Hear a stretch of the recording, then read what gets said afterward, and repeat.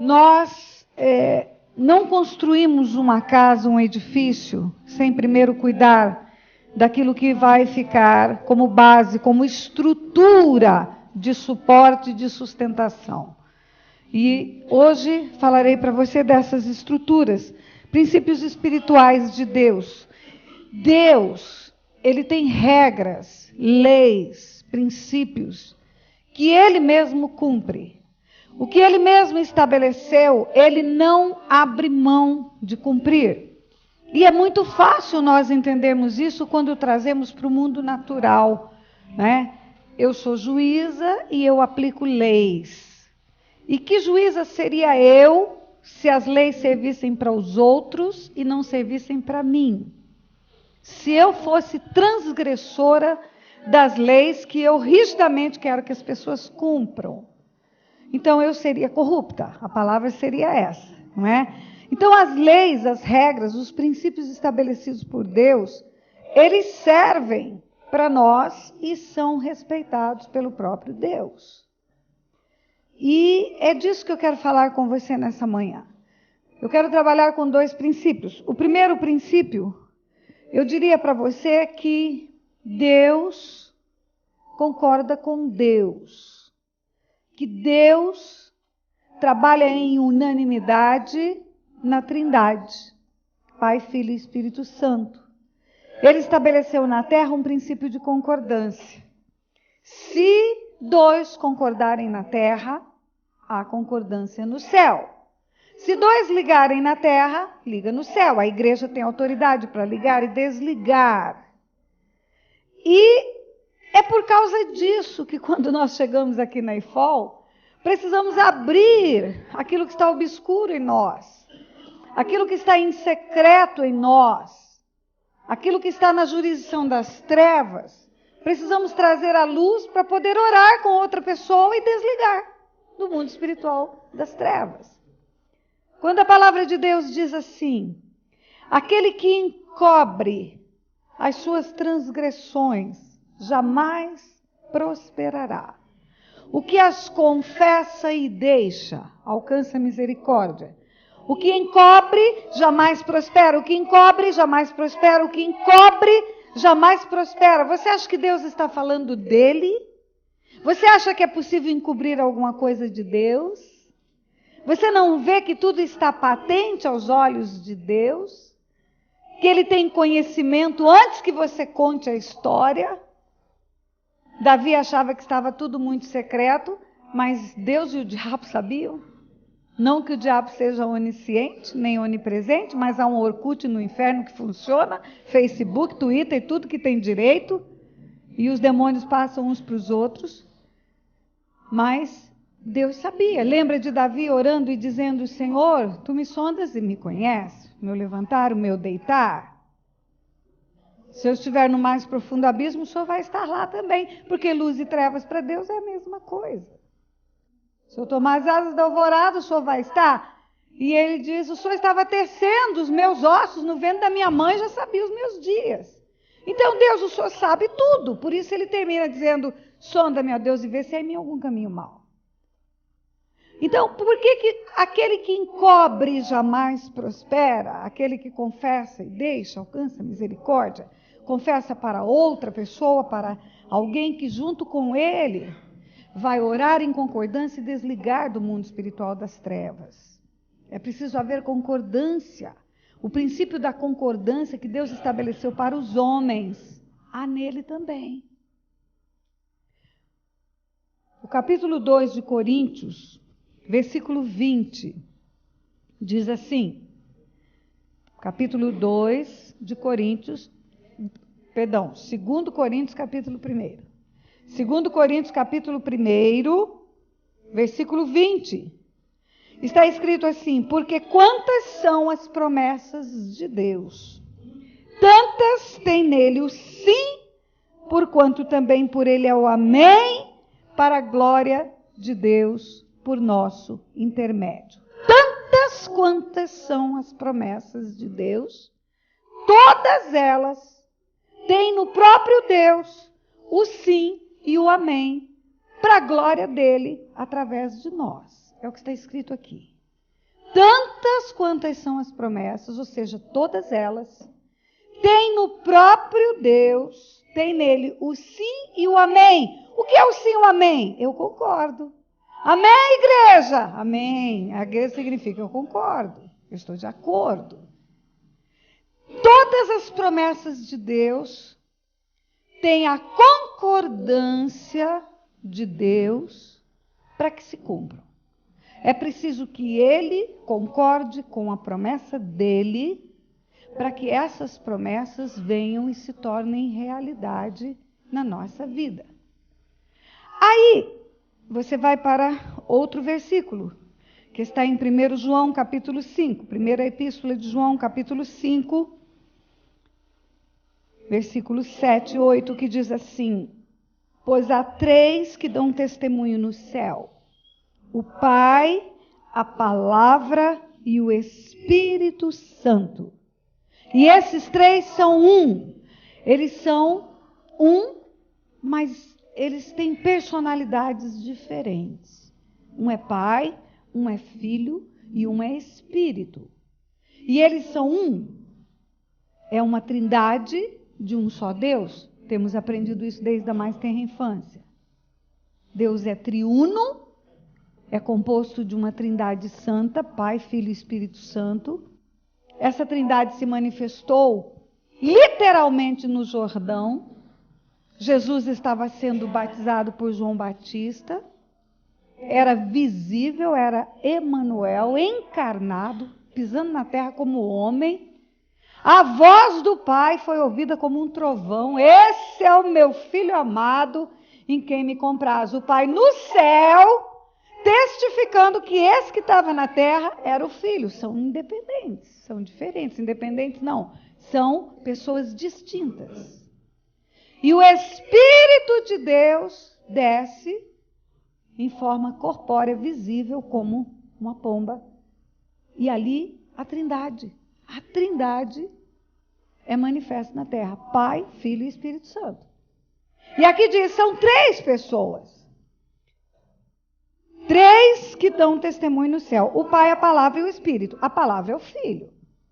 Lembra? É o Verbo que se fez carne, veio e habitou entre nós. A Palavra e o Filho são a mesma pessoa. É o Verbo. E aí diz assim, e há 3, e são 3, são eles, que testificam na terra: o Espírito, a água e o sangue. E os três são unânimes, num só propósito. Então, aqui está escrito assim: Pai, Filho e Espírito Santo no céu dão testemunho. Eles fazem a mesma manifestação da glória, da graça, do poder, da autoridade. Eles testemunham das coisas celestiais. A trindade nos céus, ela tem uma ligação para testemunhar a divindade. E na terra, elas são unânimes num só propósito. O que é unanimidade, igreja? Concordância plena. Não há discordância. É uma só língua, uma só palavra. Então, quando você lê o texto anterior, que Deus é o sim e o amém para todas as suas promessas, Ele mesmo concorda com as promessas dele, está falando que Pai, Filho e Espírito Santo estão sempre de acordo para que as promessas de Deus se cumpram na nossa vida. Há uma concordância, Pai, Filho e Espírito Santo juntos, trabalhando para que os céus venham para a terra, para que as promessas de Deus se tornem realidade. Eu quero lembrar para você que está escrito na carta aos Efésios, capítulo 1, que antes da fundação do mundo, Deus nos abençoou. Antes de fazer o mundo, e pela presciência de Deus, porque na onisciência dele, existe uma presciência, ele tem conhecimento prévio das coisas. Antes de você saber que estaria sentado aqui nessa sala, ele já sabia.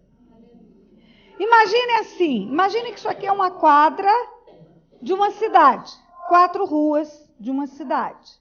Imagine que isso aqui, no meio dessa quadra, tem um palanque. É 7 de setembro e tem um desfile escolar ou um desfile militar. Vamos pegar um desfile militar, faz de conta que é Brasília, e aqui é uma quadra e aqui tem um desfile. E alguém está no palanque assistindo esse desfile. E essa pessoa, ela tem um campo visual, uma memória capaz de guardar parte daqueles que estão desfilando. Vamos dizer que está desfilando a Marinha agora. Primeiro pelotão da Marinha está desfilando. Ela vê o global, alguns detalhes talvez ela possa perceber, um cabelo mais loiro, um pé maior, um homem mais alto, mas ela não tem capacidade de percepção de todos os detalhes, de todos os homens que estão desfilando ali naquela hora. Depois que esses homens passam e que eles dispersam neste lado aqui da quadra, esta pessoa não sabe o que aconteceu mais. Ela não sabe se tem já alguém preparando para o descansar, se ainda eles estão em formação, se eles puderam se assentar, tomar uma água, se já se dispersaram e foram cada um para o seu carro. Esta pessoa está vendo só este momento e ela não sabe o que acontece depois. E muito menos o que vai acontecer. Ela não sabe se o próximo pelotão a desfilar é a aeronáutica ou o exército. Ela só sabe que a marinha está desfilando e que alguns pelotões já viraram a esquina. Ela não sabe o que está aqui, preparado para o futuro. E Deus é como se ele estivesse vendo o acontecimento aqui do alto, ó, num balão dirigível. Ele está vendo quem está desfilando, ele está vendo quem já desfilou e ele está vendo quem vai desfilar, igualzinho, ao mesmo tempo e na mesma hora. Ele é o eu sou, tudo para Deus acontece no determinado momento. Porque ele sabe, pela sua onisciência e pela sua presciência, tudo. Por isso que quando ele criou o homem, e que o homem caiu em transgressões, ele já tinha provido o cordeiro. A Bíblia fala que o cordeiro foi preparado antes da fundação do mundo. Por que ele preparou o cordeiro? Porque ele já sabia que o homem ia cair. Nada é desconhecido de Deus. E aí, pela onisciência e pela presciência dele, ele já nos abençoou antes da fundação do mundo, com toda sorte de bênção espiritual nas regiões celestiais em Cristo Jesus. Vida abundante, famílias livres, pessoas com gerações benditas. Tudo isso foi preparado por Deus antes da fundação do mundo. Intimidade com Ele, conhecimento profundo e revelação da palavra.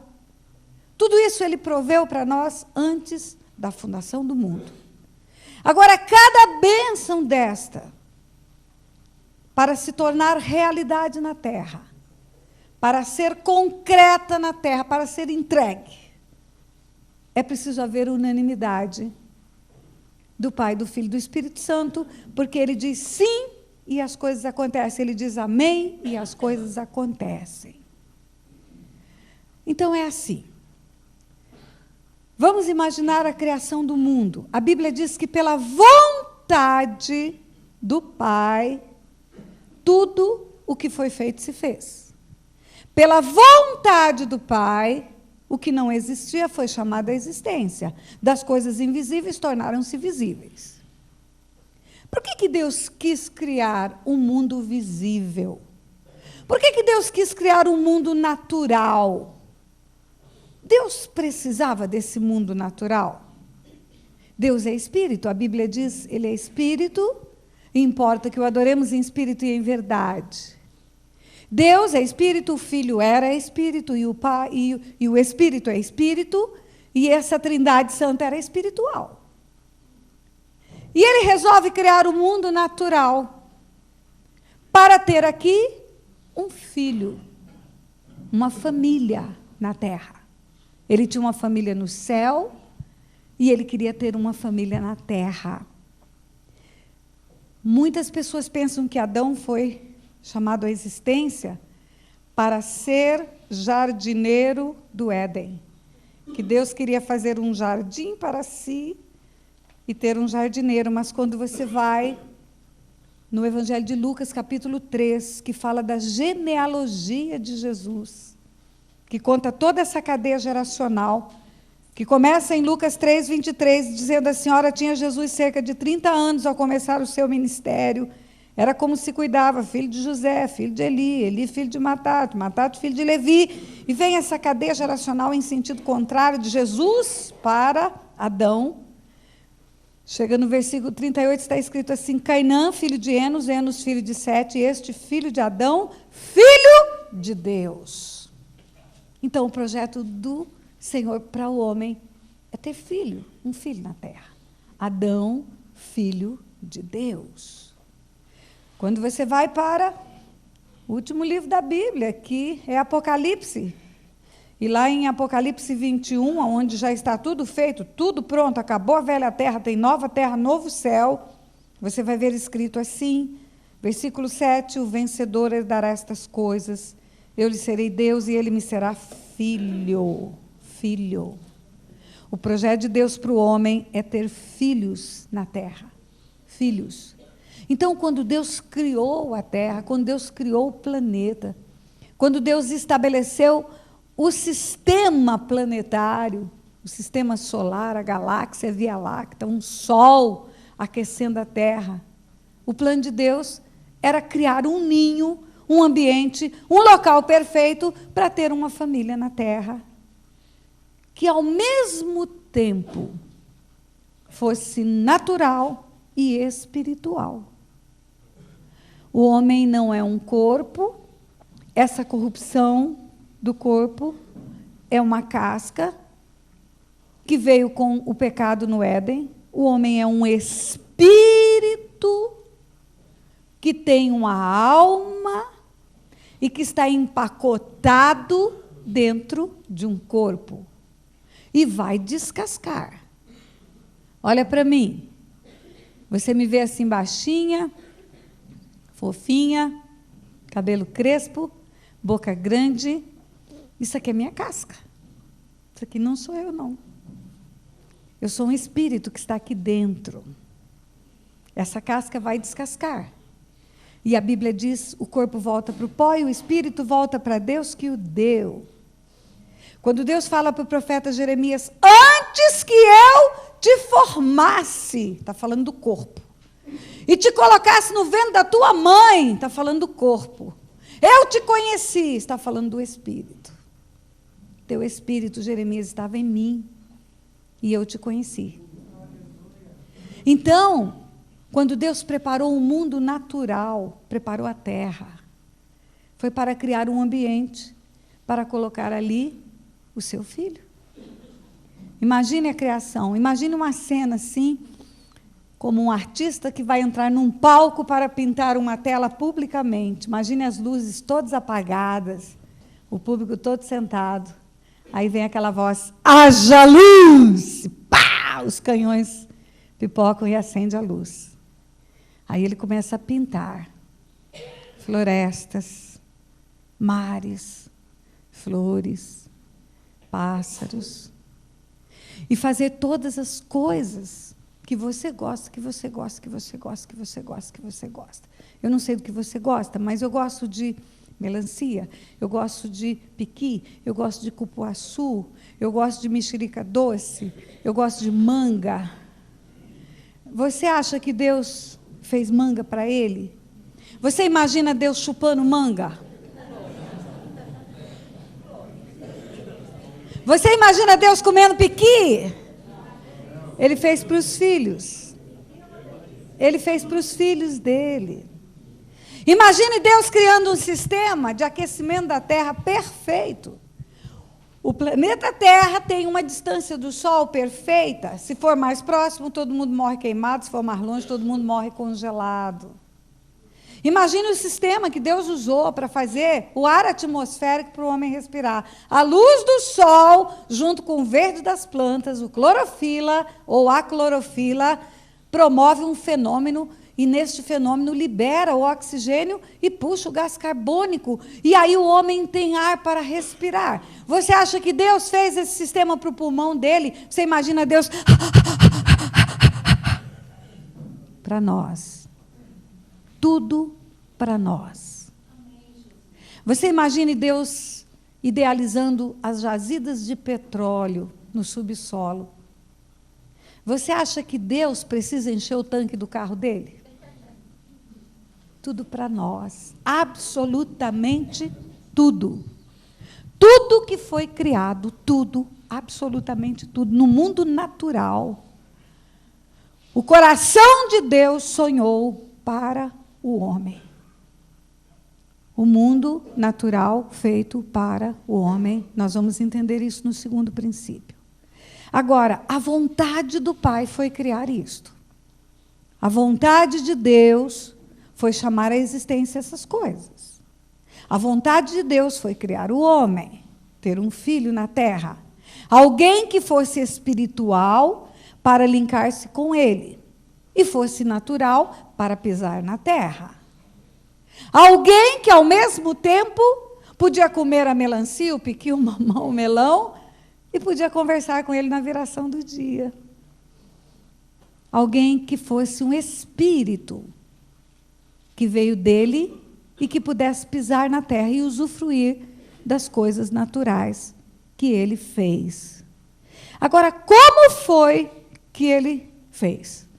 Como foi que Deus chamou à existência essas coisas? A Bíblia diz assim: o Espírito de Deus pairava sobre a face das águas. E ele liberou a palavra. Quando ele dizia, haja, o Espírito de Deus promovia, pela palavra e pela vontade do Pai, a existência daquilo que Deus, Pai, queria fazer. Então, a vontade era do Pai.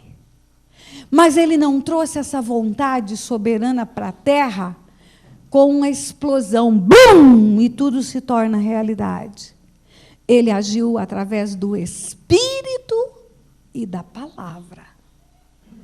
Pela vontade do Pai, a ação do Espírito e a palavra, e eles três em unanimidade, chamaram à existência aquilo que não existia.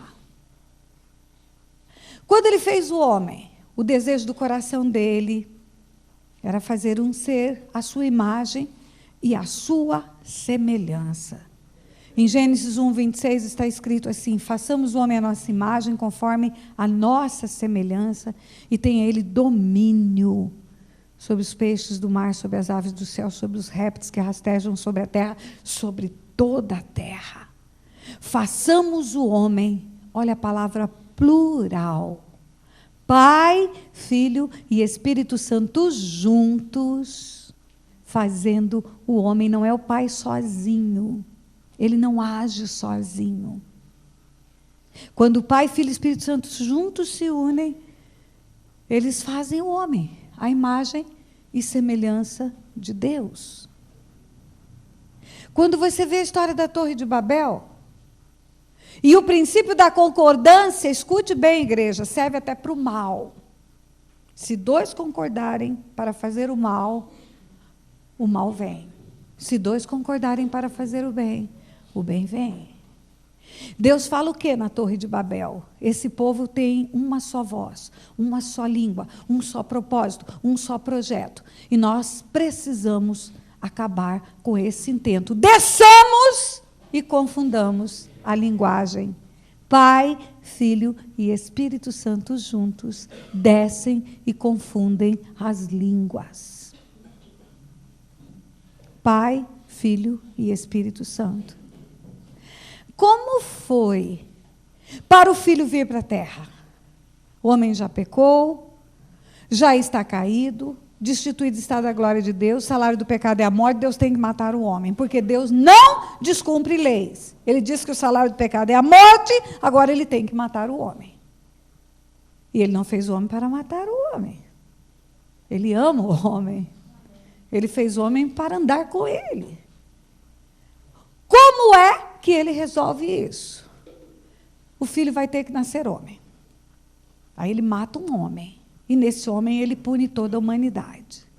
O Filho é Espírito, está no céu, é Espírito. Está sentado à sua destra, junto com ele atua nas regiões celestiais. Mas agora, filho, você tem que ir para a terra e tornar-se homem. Filipenses capítulo 2 diz que ele se humilhou, que ele subsistia em forma de Deus, mas ele tornou-se figura humana. E veio para morrer na cruz, no nosso lugar. E por causa disso, Deus o exaltou sobre bandeira, ele deu um nome que é sobre todo nome, nós vamos falar disso depois. Mas ele tornou-se homem, ele tornou-se figura humana. O Filho queria isso? Não! Ele diz, eu não vim para fazer a minha vontade, mas a vontade do meu Pai. Eu não vim para fazer a minha vontade, mas a vontade daquele que me enviou. A minha verdadeira comida e a minha verdadeira bebida é fazer a vontade do meu Pai, não é a minha vontade. Não era a vontade dele vir homem, não era a vontade dele ir para a cruz. Alguns momentos antes da cruz, ele ora e fala, Pai, se possível, passa de mim esse cálice. Mas que não seja feita a minha vontade, mas a tua vontade. A tua vontade. Como foi para essa vontade do Pai se tornar realidade? A vontade, então, do Pai é enviar o Filho em carne para a terra. A vontade do Pai é que o Filho amado dele, que subsistia antes da fundação do mundo, e que era Espírito, e que tinha honra, glória, poder e majestade, querubim e serafim ao redor, viesse para a terra e fosse homem. Mortal, para morrer. Mortal para morrer na cruz. Como que essa vontade se cumpriu? Um anjo chegou para uma mulher chamada Maria e disse, vai descer o Espírito Santo sobre você. E o poder do Altíssimo vai te envolver. A vontade do Pai precisa da ação do Espírito. E a mulher disse, cumpra-se conforme a palavra.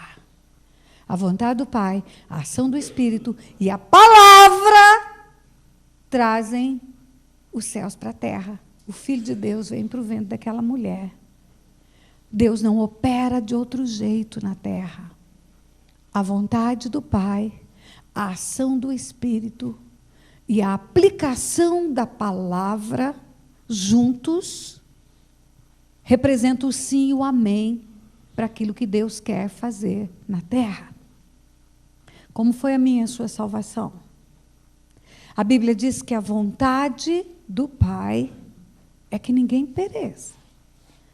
A vontade do Pai é salvar o mundo. A Bíblia diz que ele enviou o Filho ao mundo para salvar o mundo. O Filho não veio para julgar o mundo. O Filho veio para salvar, porque o mundo já está perdido. Quando Zacarias profetiza sobre João Batista, o seu bebê que acabou de nascer, ele diz assim para o seu bebê, João Batista, e tu, menino, serás profeta do Altíssimo. Vais anunciar a vinda do sol nascente das alturas. Jesus vai anunciar o sol nascente das alturas que virá para alumiar os que jazem em trevas, os que jazem no vale da sombra da morte. Ele veio para trazer luz onde já existia trevas. O mundo todo caído, o mundo todo perdido. Não há salvação fora dele. Não tem meio salvo, ou está perdido ou está salvo. Como não tem meio grávida, não tem meio salvo, ou é luz ou é trevas. Ou é céu ou é inferno. Em Cristo Jesus a salvação. Ele veio para os seus não o receberam, mas tantos quantos o receberam, deu-lhes o poder de serem feitos filhos de Deus. Volta para a posição, volta para casa, volta a ser filho, volta para a herança original do Éden. Agora, a vontade de Deus é que isso aconteça com todo mundo, que todo mundo volte para casa. Agora, todo mundo está salvo? Quem está salvo? Quem recebeu a palavra e o Espírito. O Espírito é o penhor da salvação. A Bíblia diz que o Espírito vem para o nosso coração, isso está em Romanos 8 e também Gálatas 4, para testificar que somos filhos. Ele vem dizer, Abba, Pai. Ele vem dizer paizinho, painho, papai. Para a salvação acontecer, é preciso receber a palavra e o Espírito, que convence do pecado, da justiça e do juízo. E é o selo da promessa. E, de novo, para que se cumpra a promessa de Deus de salvação do homem, é preciso haver o sim e o amém do Espírito e da palavra. E Deus não trabalha na terra de outra maneira. Você não vai encontrar na Bíblia Deus trabalhando fora da palavra e fora do Espírito. Fora da palavra e separado do Espírito. A ação de Deus na terra é em concordância. A Trindade é unânime na terra. Por que esse princípio é importante para nós? Em libertação. Porque o Senhor não vai agir no homem se não houver observância da palavra e se não houver espaço para o Espírito Santo de Deus. Houveram discussões intermináveis no passado sobre o Espírito Santo de Deus. Igrejas foram divididas, foram separadas.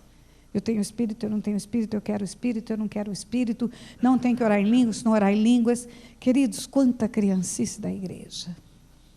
Quanta criancice. Olha, esse copo aqui está vazio. Aqui a água. Eu vou colocar água aqui. Tem água aqui? Tem. Ok. Tem água? Diga, tem mais água. Tem água? Oh, que bom. Tem água?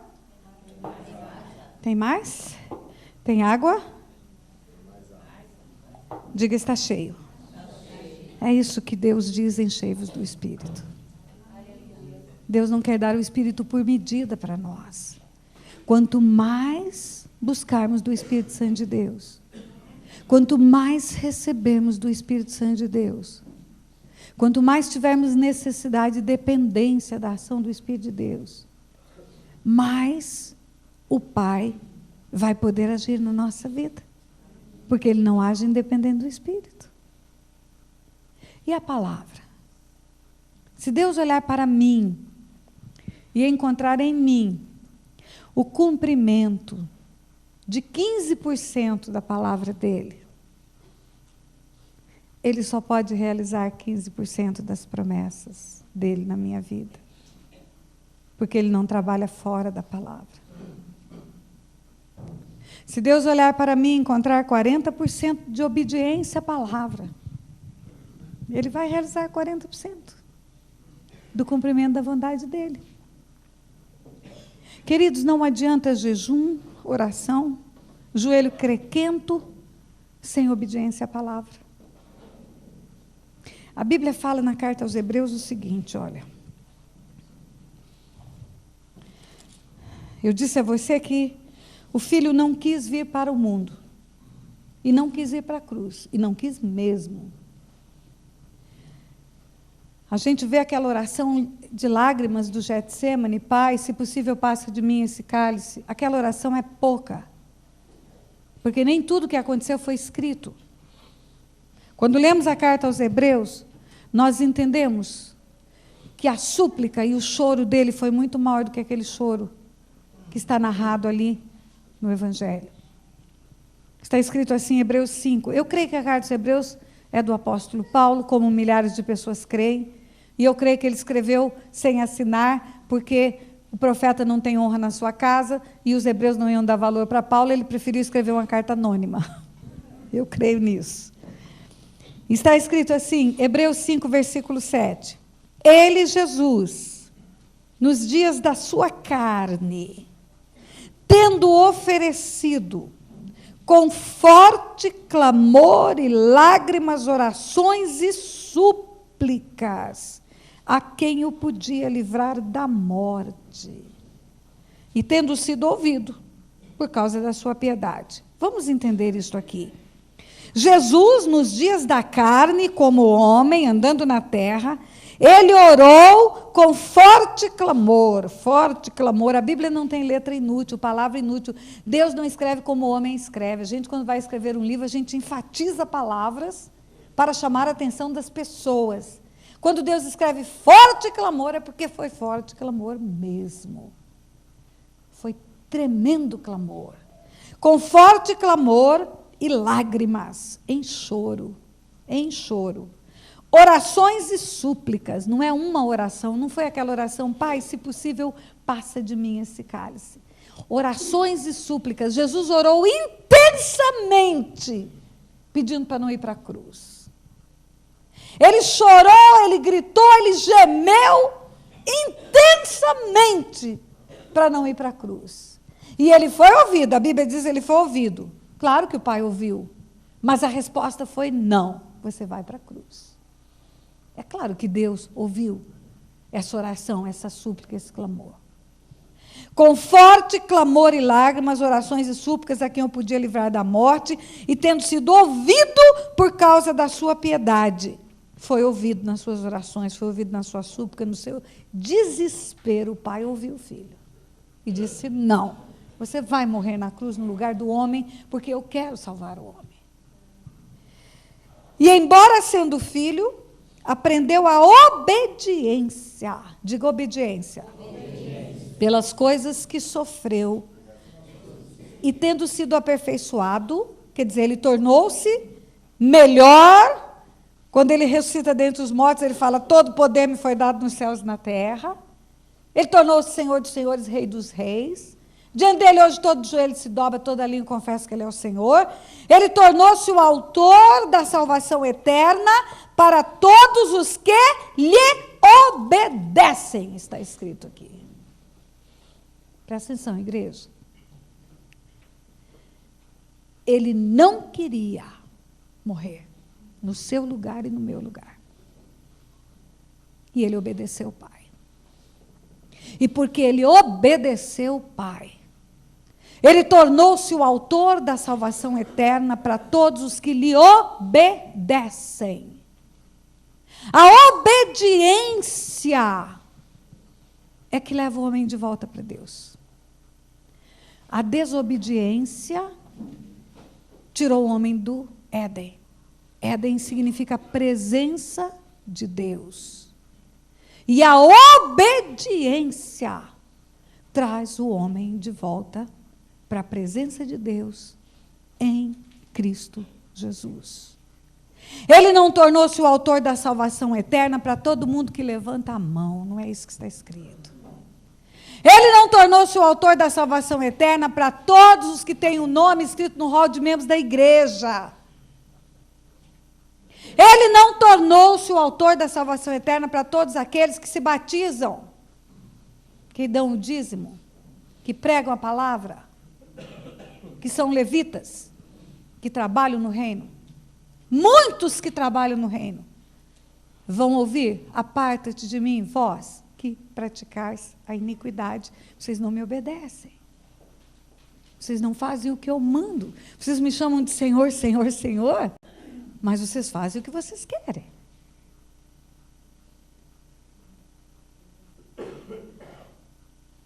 Aquilo que Deus encontra em mim, de obediência à palavra, é que vai ser a matéria-prima que Deus vai usar para abençoar a minha vida. Então vamos pegar exemplos práticos disso. Vamos pegar nos relacionamentos domésticos. Nós estamos aqui tratando de pessoas que feriram pessoas ou que foram feridas por pessoas. Não somos feridos por estranhos. Se passar alguém que eu não conheço do outro lado da rua e me falar uma palavra de humilhação, eu vou dizer, esse cara é louco, ele não me conhece. Mas se for o meu marido, vai doer. Vai fazer toda a diferença. Então, nos relacionamentos nossos, Deus deixou um manual de instrução para relacionarmos-nos conforme a palavra. Vamos pegar o exemplo de marido e mulher primeiro. Deus disse assim, a carta aos Efésios, Muitos pensam que ela está se referindo ao casamento como um modelo, né? Aplicando Jesus e a igreja no casamento. Diz assim: maridos, amai vossas mulheres, como Cristo amou a igreja, entregando-se por ela, tendo-a purificado pela palavra para a lavagem, para limpá-la. Mulheres, submetei aos vossos maridos como a igreja ao Senhor. Quando termina esse texto, o apóstolo diz assim: grande é esse mistério, mas eu me refiro a Cristo e à igreja. Grande é esse mistério, mas eu me refiro a Cristo e à igreja. O que ele está dizendo? Ele está dizendo: eu não estou falando de casamento. Eu não estou dizendo que o casamento deve copiar o que a igreja faz. Eu estou dizendo que o casamento aponta, mostra a igreja. Que quando você na terra, mulher, submete-se ao seu marido, você está no mundo espiritual, estabelecendo profeticamente uma igreja submissa ao Senhor. Marido, quando você está honrando a sua mulher, quando você está lavando-a por meio... Pega para mim, ninfa, por favor, que eu estou sentindo calor. Por meio da lavagem de água pela palavra... Quando você está purificando a sua mulher pela palavra, você está profetizando, estabelecendo no mundo espiritual que o marido, que Jesus vai trazer uma palavra para a igreja e vai limpar a igreja e eles juntos vão ser perfeitos. Quando você não deixa a sua esposa, não a troca por outra, você está dizendo no mundo espiritual que Jesus não troca de igreja. Quando você, mulher, não tem outro homem, não adultera, você está dizendo no mundo espiritual que a igreja tem um só Senhor, um só Deus. Grande é esse mistério, mas eu me refiro a Cristo e à igreja. Ora, vamos pegar esses papéis colocados por Deus. Deus diz assim: maridos, amai vossas mulheres como Cristo e a igreja, deu a sua vida, entregou-se por ela, amou-a, deu o próprio corpo por ela e lavou-a pela palavra, purificando-a pela palavra. Sabe o que isso significa? Que os homens, os maridos, têm um papel espiritual, sacerdotal no lar. Você já escutou isso tantas vezes, mas eu quero te dar cores novas para isto. Você é a cobertura da sua casa. Você é o teto da sua casa. Você é o valente da sua casa. Você é aquele que traz a vida de Deus para o seu casamento. Ou o inferno para o seu casamento. Quando Deus colocou Adão no Éden, Deus disse para Adão: guarda o jardim. Guarda do quê? Você precisa guardar alguma coisa que não corre perigo? Não.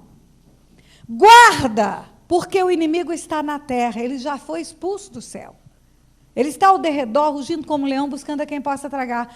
Guarda o Éden, Adão. Guarda. Aí eu pergunto para você, homem, onde estava Adão quando Satanás entrou no Éden e ele não viu? Onde estava Adão quando a mulher dele estava conversando com o diabo e ele não viu? Ele estava negligenciando o papel sacerdotal dele, de guardião, de cobertura, de protetor. Na prática, o que isso significa, pastora? Significa que o homem tem que orar pela sua casa, orar pela sua esposa, orar pelos seus filhos, espiritualmente ficar atento, ligado para as ações do mal na sua casa, ter a responsabilidade de fechar as portas pelas quais o inimigo entra. Eu preguei lá no Silce, na terça-feira, e eu contei uma história de gerações desgraçadas por maldições, porque um cabeça abriu as portas do mundo espiritual para a entrada de demônios. Na prática, gerações foram afligidas. Quando Deus fala isto, maridos, assumir esse papel como Cristo diante da igreja. É como a cobertura espiritual sobre o seu lar.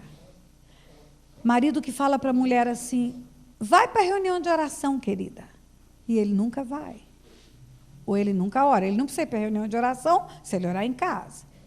Mas eles têm uma dificuldade. E ele não ora. Ele diz, querida, ore por mim.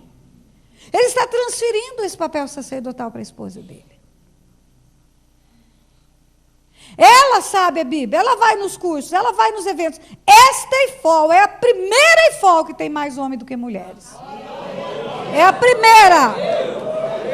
Glória a Deus por isso. É a primeira escola que tem mais homem do que mulheres. Glória a Deus. Isso significa que Deus está fazendo algo tremendo no meio das famílias da igreja. Ou então vamos inverter. A mulher não é submissa ao marido.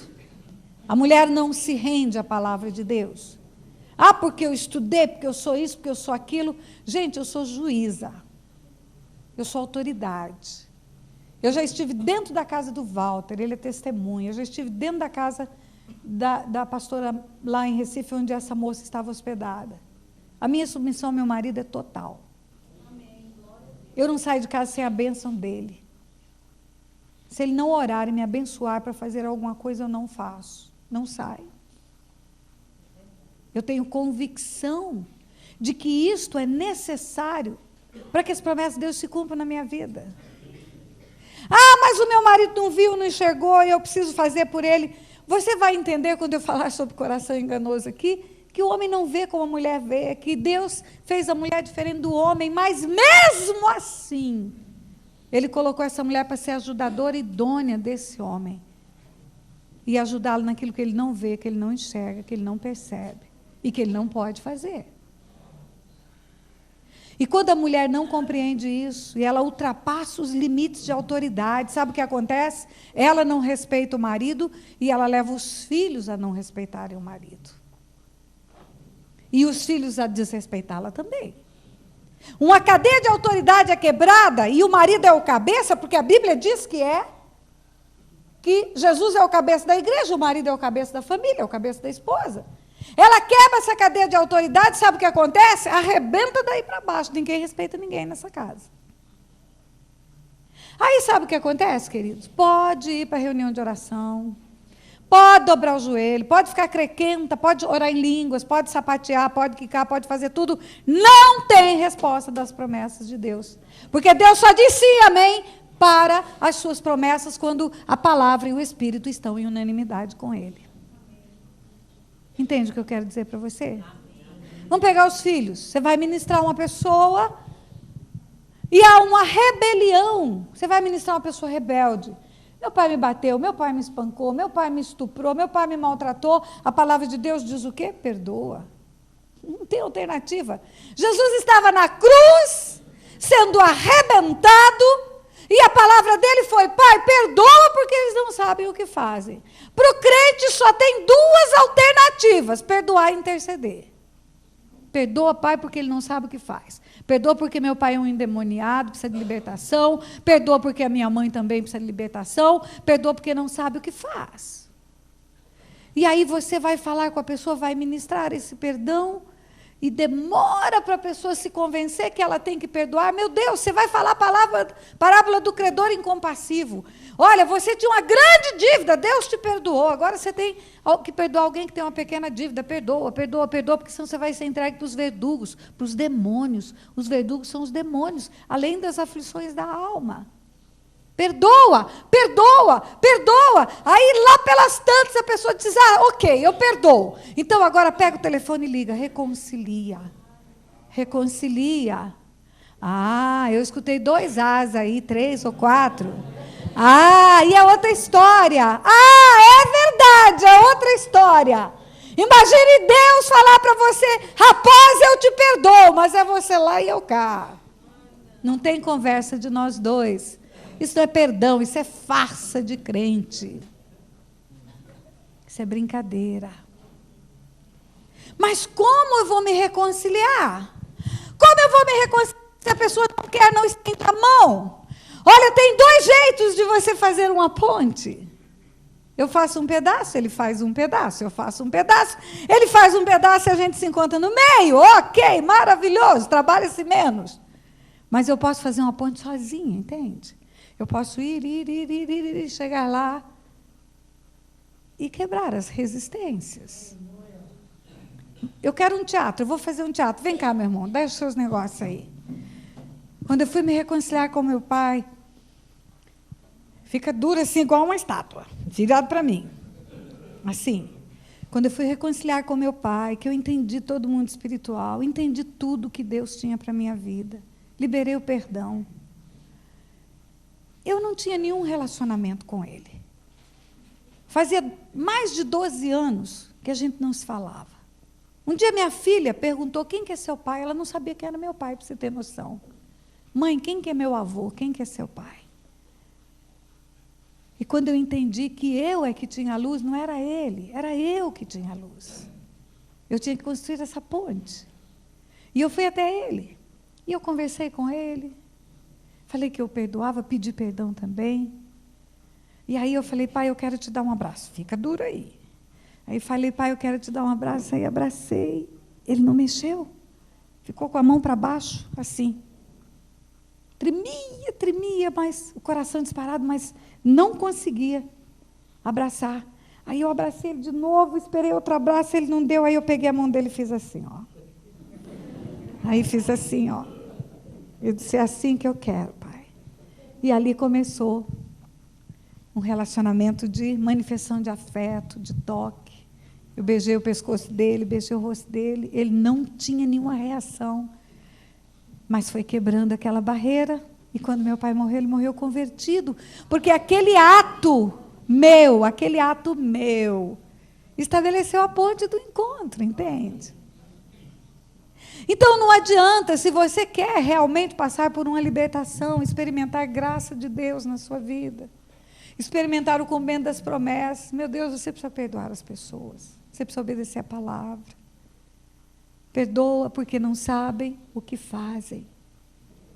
Porque senão não adianta, você vai passar por 15 ministrações, entendeu? Mas não vai haver a operação e o agir de Deus, porque Deus só trabalha em unanimidade com a palavra e com o Espírito. A promessa de libertação para você cumprir-se-á com o perdão que você vai liberar. Vamos pegar os jovens. Que tem muitos jovens, eu vi que essa foto tem cara jovem. A Bíblia diz, honra teu pai e tua mãe, para que se prolongue os dias na terra, que o Senhor teu Deus te dá e te vá bem. É o único mandamento com promessas. Deixa eu falar uma coisa para você agora como juíza. Existem leis que são leis comissivas, são ordens de fazer. Você tem que fazer alguma coisa. Existem outras que são omissivas. Você não tem que fazer, você desobriga-se de fazer, e se fizer que está errado. Então, eu vou te dar um exemplo. Não ultrapasse o sinal fechado. A palavra é não. A primeira palavra é não. Se você ultrapassar, você vai estar transgredindo a lei. Né? Coloque o cinto de segurança. É uma ordem de fazer. Quando você vai para os 10 mandamentos, você vai ver que dos 10, 7 mandamentos é para não fazer. Não terás outros deuses diante de ti, não os adorarás, não farás imagens, não lhes darás culto. Não mentirás, não adulterarás, não matarás. Tem 3 ordens de fazer. Aliás, tem 2 só.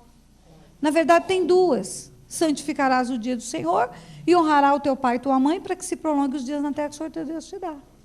Obrigação de fazer são 2 só. O resto é obrigação de não fazer. É mole para nós. É mole não fazer. É mole não matar, é mole não roubar. Agora, tem 2 que são ordens para agir, para fazer.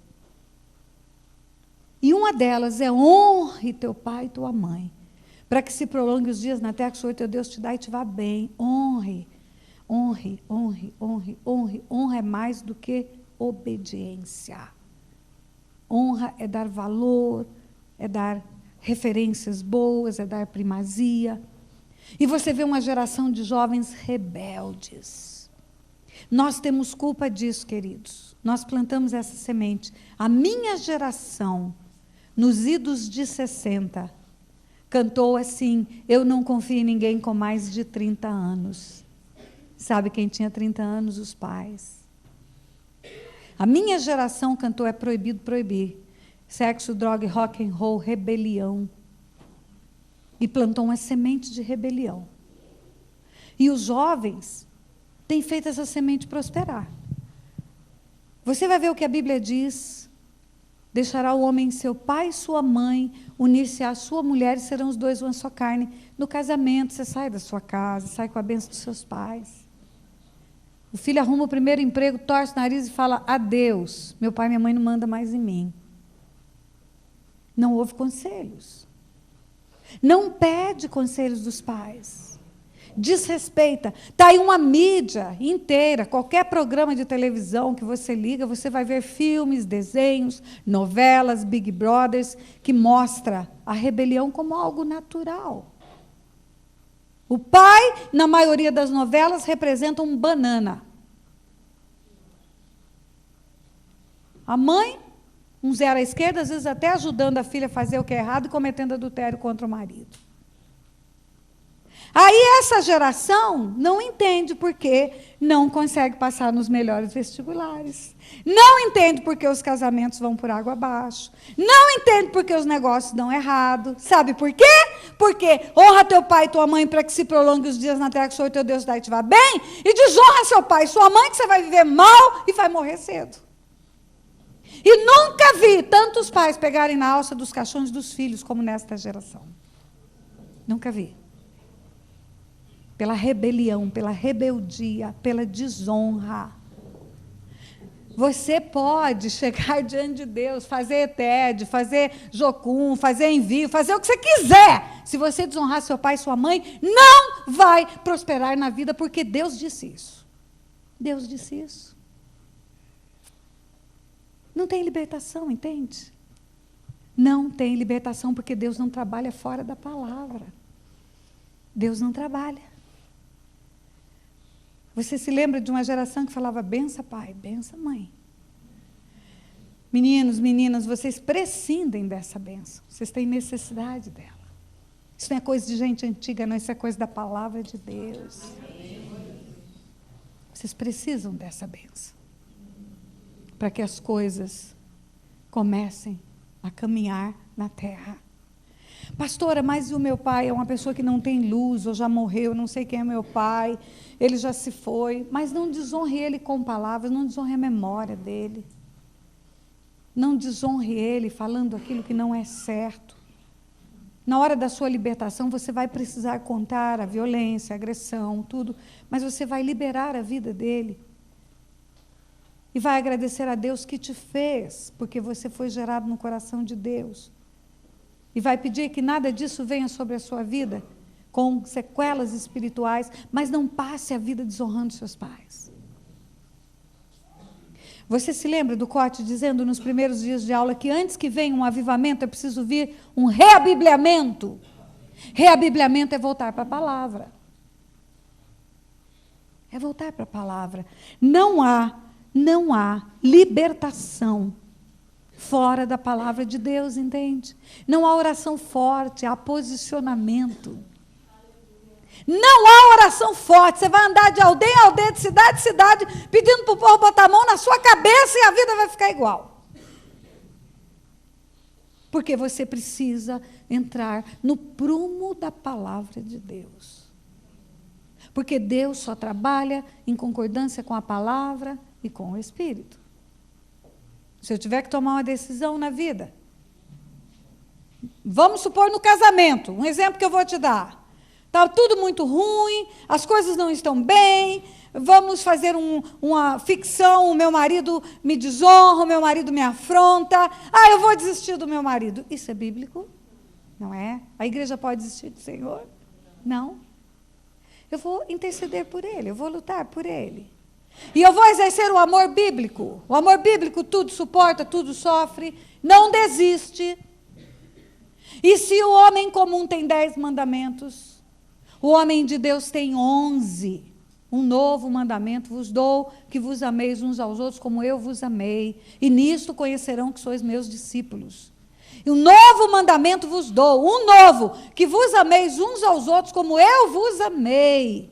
E nisto conhecerão que sois meus discípulos. Como foi que Jesus amou você e a mim? Você eu não sei, eu não conheço a sua história, mas a mim ele amou uma porcaria, uma droga, ele não tinha nada para receber em troca do amor que ele me deu. Eu só feria o coração dele, só afrontava ele, só envergonhava o nome dele. E ele não desistiu de mim. E ele diz isso, que vos ameis uns aos outros como eu vos amei. Então, eu desisto das pessoas. Eu desisto dos casamentos, desisto dos filhos, desisto dos pais. E acho que Deus vai me abençoar, vai me dar libertação. Você pode passar por 300 sem for. Se não aplicar a palavra. Apliquei a palavra no meu coração para não pecar contra o Senhor. Lâmpada para os meus pés e luz para o meu caminho é a tua palavra. A palavra. A palavra. Então, se eu tenho uma decisão para tomar, e esta aqui é a minha vontade. Meu Deus, meu marido está aprontando comigo, fazendo tudo errado, é traição, é vergonha, é humilhação, não trabalha. E aqui do outro lado tem um juiz cheio de dinheiro também, entendeu? Bonito, novo, e doido para casar comigo. Eu vou desistir desse marido e vir aqui.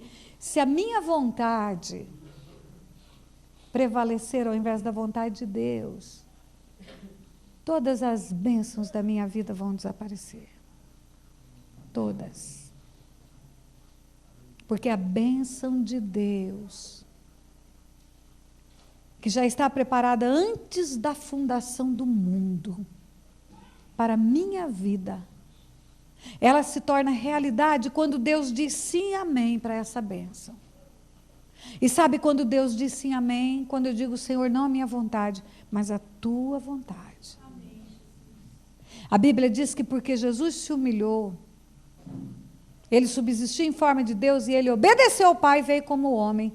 Ele não queria morrer, obedeceu ao Pai, morreu.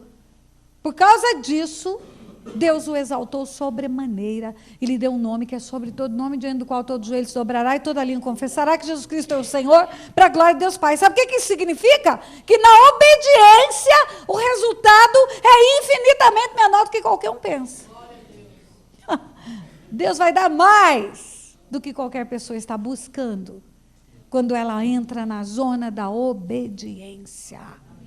Da obediência. Amém? Quando você tiver que tomar uma decisão, e aqui talvez você tenha que voltar desse lugar e tomar decisões. Você está sendo confrontado em muitas coisas. E aqui está a tua vontade, está a palavra de Deus, e a vontade de Deus manifesta pela palavra. Se você deixar que a tua vontade prevaleça e não a de Deus, nada vai acontecer na sua vida. Porque Deus não vai operar pela tua vontade, Deus vai operar pela palavra dele. Eu falei no início da aula que falaria sobre 2 princípios que Deus estabeleceu e que Ele mesmo respeita para agir na terra, para operar, para abençoar, para atrair os céus para a terra. O primeiro princípio que nós vimos é que Deus concorda com Deus, Deus age em unanimidade dentro da Trindade.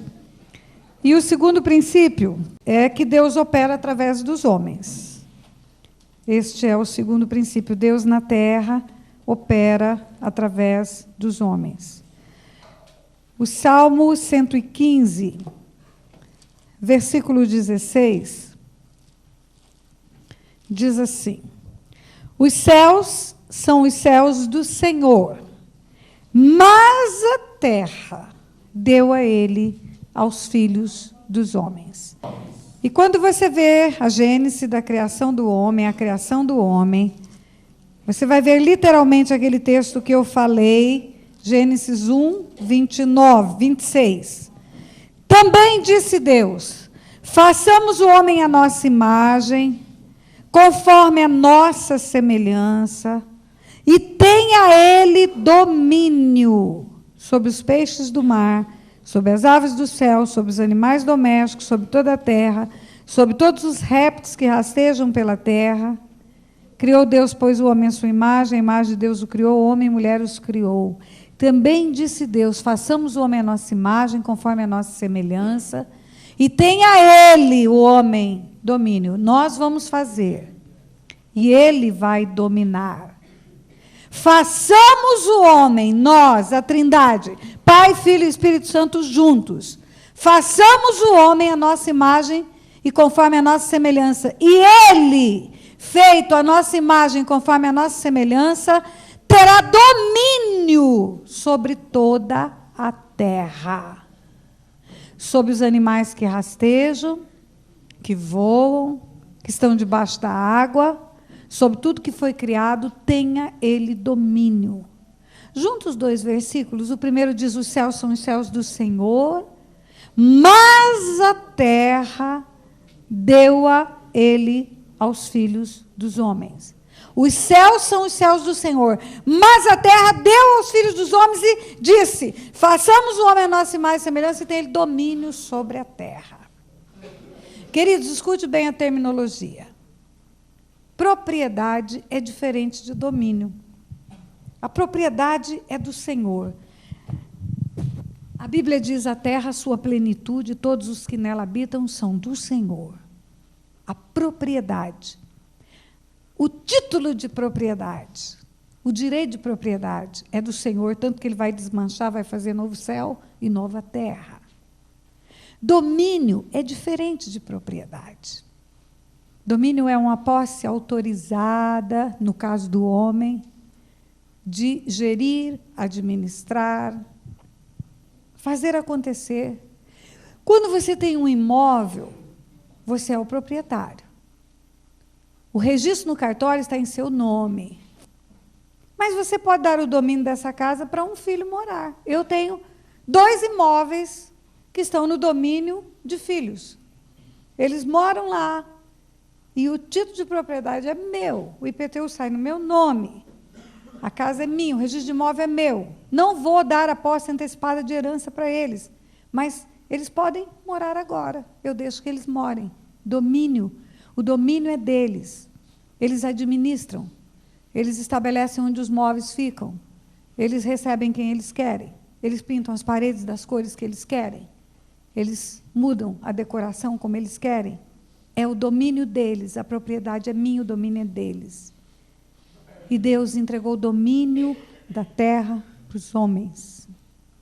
E quando você lê o versículo bíblico de novo, também disse Deus, façamos o homem à nossa imagem, conforme a nossa semelhança, e tem ele domínio. Domínio sobre os peixes do mar, sobre as aves do céu, sobre os animais domésticos, sobre toda a terra, sobre todos os répteis que rastejam pela terra.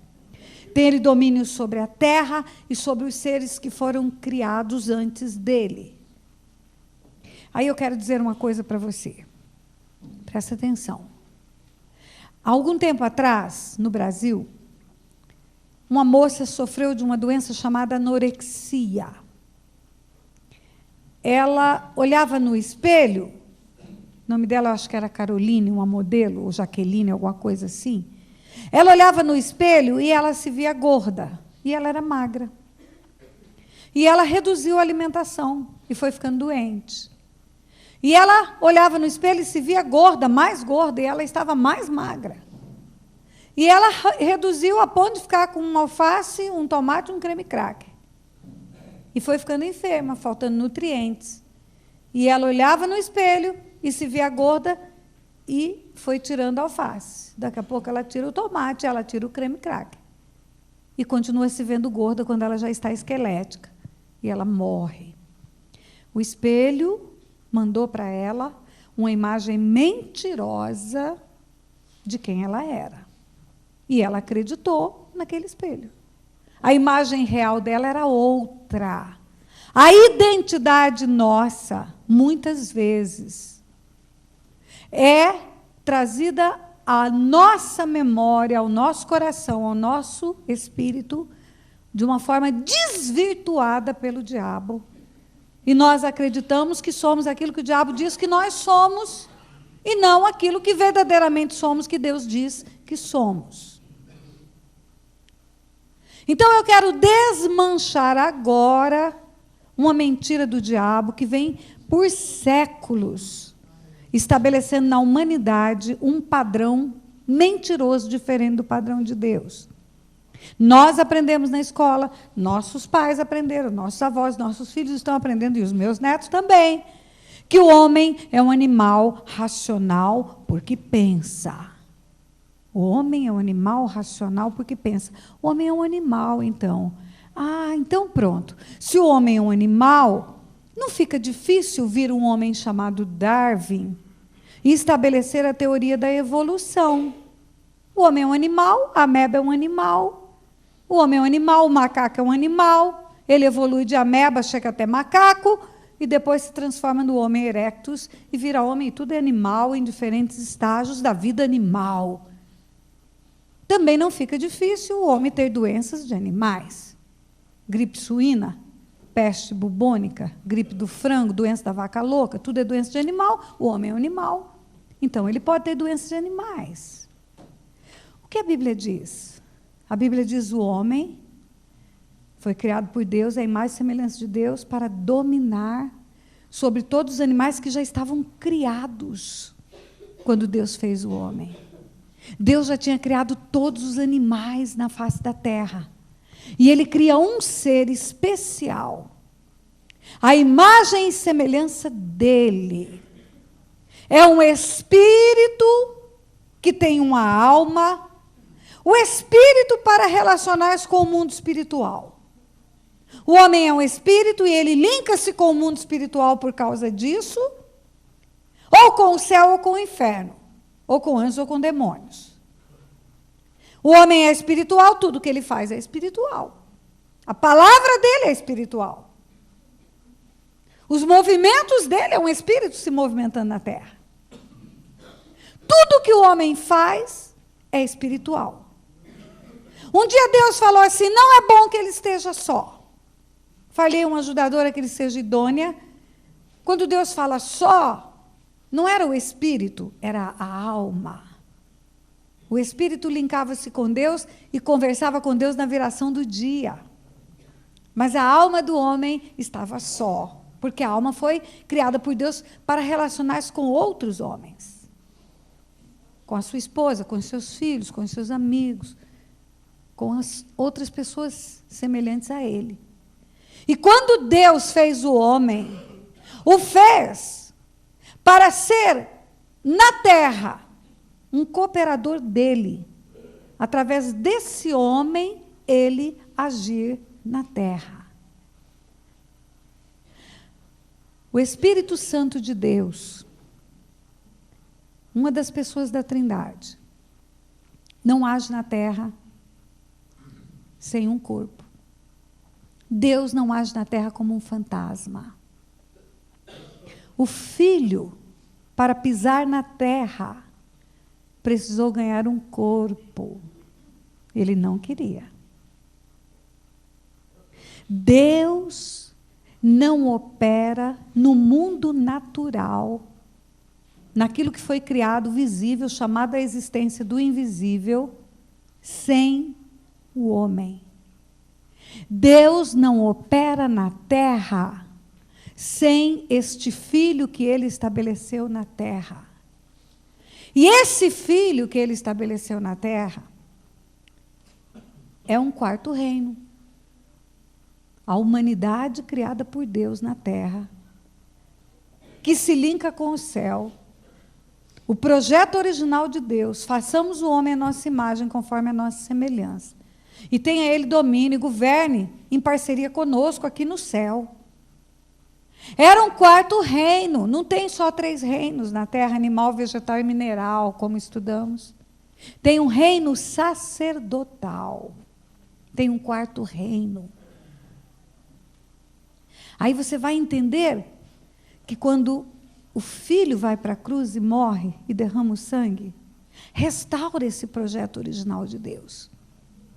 Digno é o cordeiro de abrir o livro, porque foi morto, e com o seu sangue comprou povos de todas as raças, tribos e nações e os constituiu reino de sacerdotes e reinarão sobre a terra.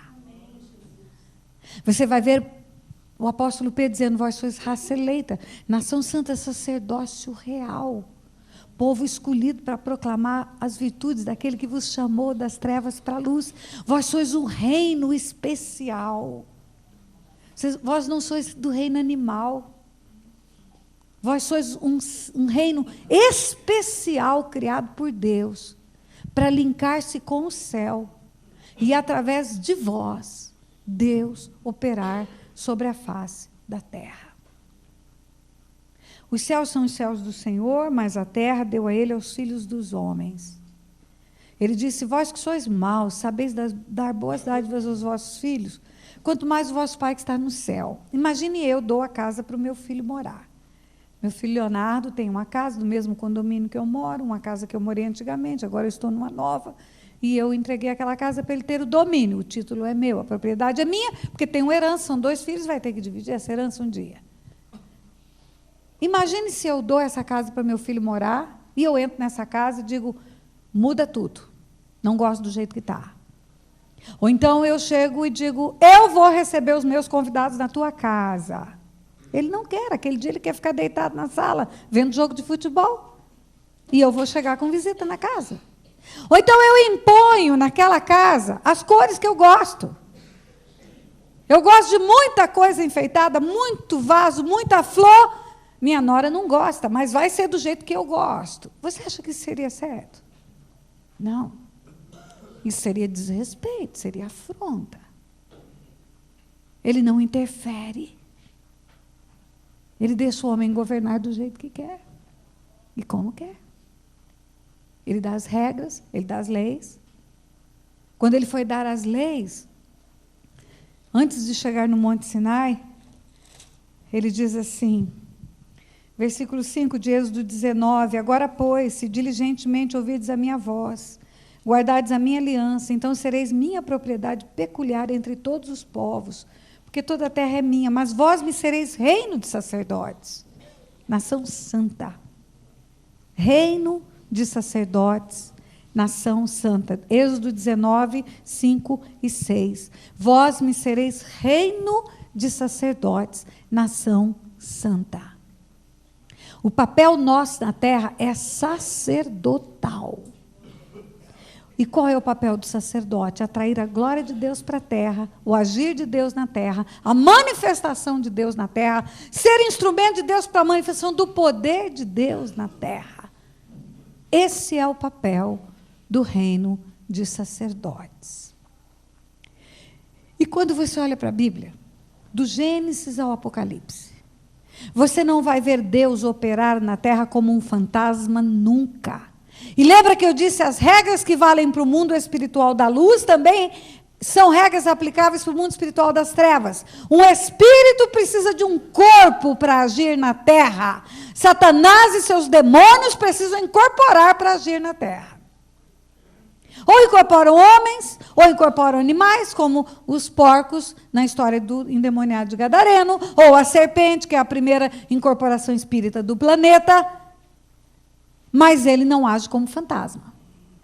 Ele precisa de corpos, ele precisa de pessoas. Ele usa pessoas para nos ferir, ele usa pessoas para nos maltratar, ele usa homens e mulheres para fazer na terra a sua vontade, influenciando. Nós vamos aprender na aula de autoridade espiritual que eu vou dar sexta-feira, ou endemonizando, ou influenciando sem entrar no corpo.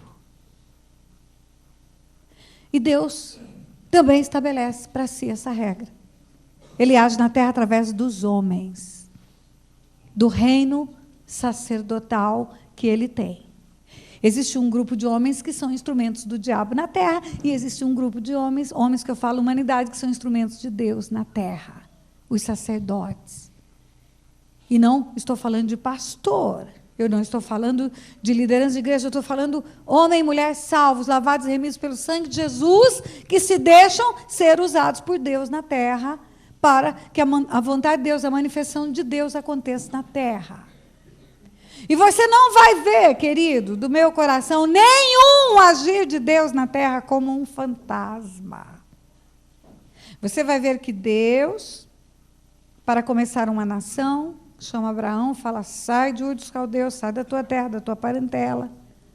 Deus, para libertar o povo das garras de Faraó, e tem aí um protótipo de Satanás. Moisés é um libertador, Josué é um libertador. Deus, para libertar o povo dele, usa Moisés. Vai lá e afronta o diabo, afronta Faraó, que é um protótipo do diabo, que é uma alegoria de Satanás. Vai lá e tira o meu povo. Moisés chegou a resistir. Eu, não, Senhor, não sou quem sou eu, falo mal. Vai. E pela instrumentalidade de Moisés, Deus operou. Você vai ver Josué, vai entrar na terra prometida. Deus usa aquele homem para entrar. Você meditou no livro de Josué aqui esses dias. Pela instrumentalidade de Josué, Deus derrubou o aparato dos eus, heteus, heveus, jebuseus, os cananeus, e colocou o seu povo na terra prometida. Você viu quando meditou no capítulo 14 de Josué? Meu Deus, eu amo esse capítulo, uma conversa de Josué e Calebe. Calebe e Josué foram espiar a terra prometida. Deixa eu fazer um parênteses nessa aula. Quando Deus tirou o povo do Egito, que Deus usou Moisés para afrontar Faraó e dizer, deixa o meu povo ir. Faraó ainda perguntou, quem vai? Ele disse, vai todo mundo, vai velho, vai criança, vai novo. Nenhuma unha de um animal vai ficar na mão do diabo, nada. Assim vai ser com vocês. Nenhuma unha de uma galinha que você tem no quintal vai ficar na mão de Satanás. Nada, nada. Quando Deus manda Moisés falar isso para Faraó, a intenção do coração de Deus era tirar todo aquele povo,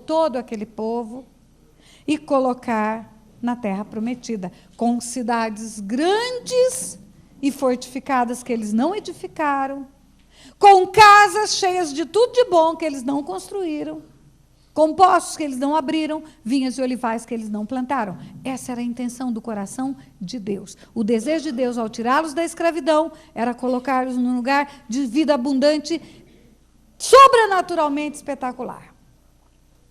A Bíblia fala, no livro de Êxodo, capítulo 13, 37. Assim partiram os filhos de Israel de Ramsés para Sucote. Ramsés era o lugar onde eles estavam presos. Cerca de 600 mil a pé, somente homens, sem contar mulheres e crianças. 600 mil homens, sem contar mulheres e crianças. Gente, era uma multidão, porque cada homem devia ter uns 10, 20 filhos, sei lá quanto. 10 filhos cada homem. Mais as esposas. 600 mil homens, as estatísticas não contavam as mulheres. 600 mil homens, diga comigo, 600 mil. 600 mil. Foi o que Deus tirou da terra de Faraó para colocar a terra prometida, encher cidades. 600 mil homens. Sabe quantos desses 600 mil entraram? 2. 2. Josué e Calebe. Sabe por quê? Porque o padrão de Deus é alto, o padrão de Deus não é baixo. O padrão de Deus é alto, a santidade de Deus é grande, os princípios de Deus são tremendos. As promessas de Deus se cumprem para os obedientes. No capítulo 14 de Josué, tem uma conversa de Josué e Calebe. Dos 12 espias, 10, a grande maioria voltou e intimidou o povo. E o povo não creu que Deus era quem dizia que era e que Deus faria o que dizia que faria e preferiu desobedecer. Não creram que Deus era quem dizia que era e que faria o que dizia que faria. E aí esse povo foi morrendo pelo deserto. Foi morrendo. Muita gente prega sobre o deserto. Ah, deserto é lugar de aprendizado, legal. Deserto é lugar de maná, legal. Deserto é lugar de vitória, legal. Deserto é lugar de juízo de Deus, gente.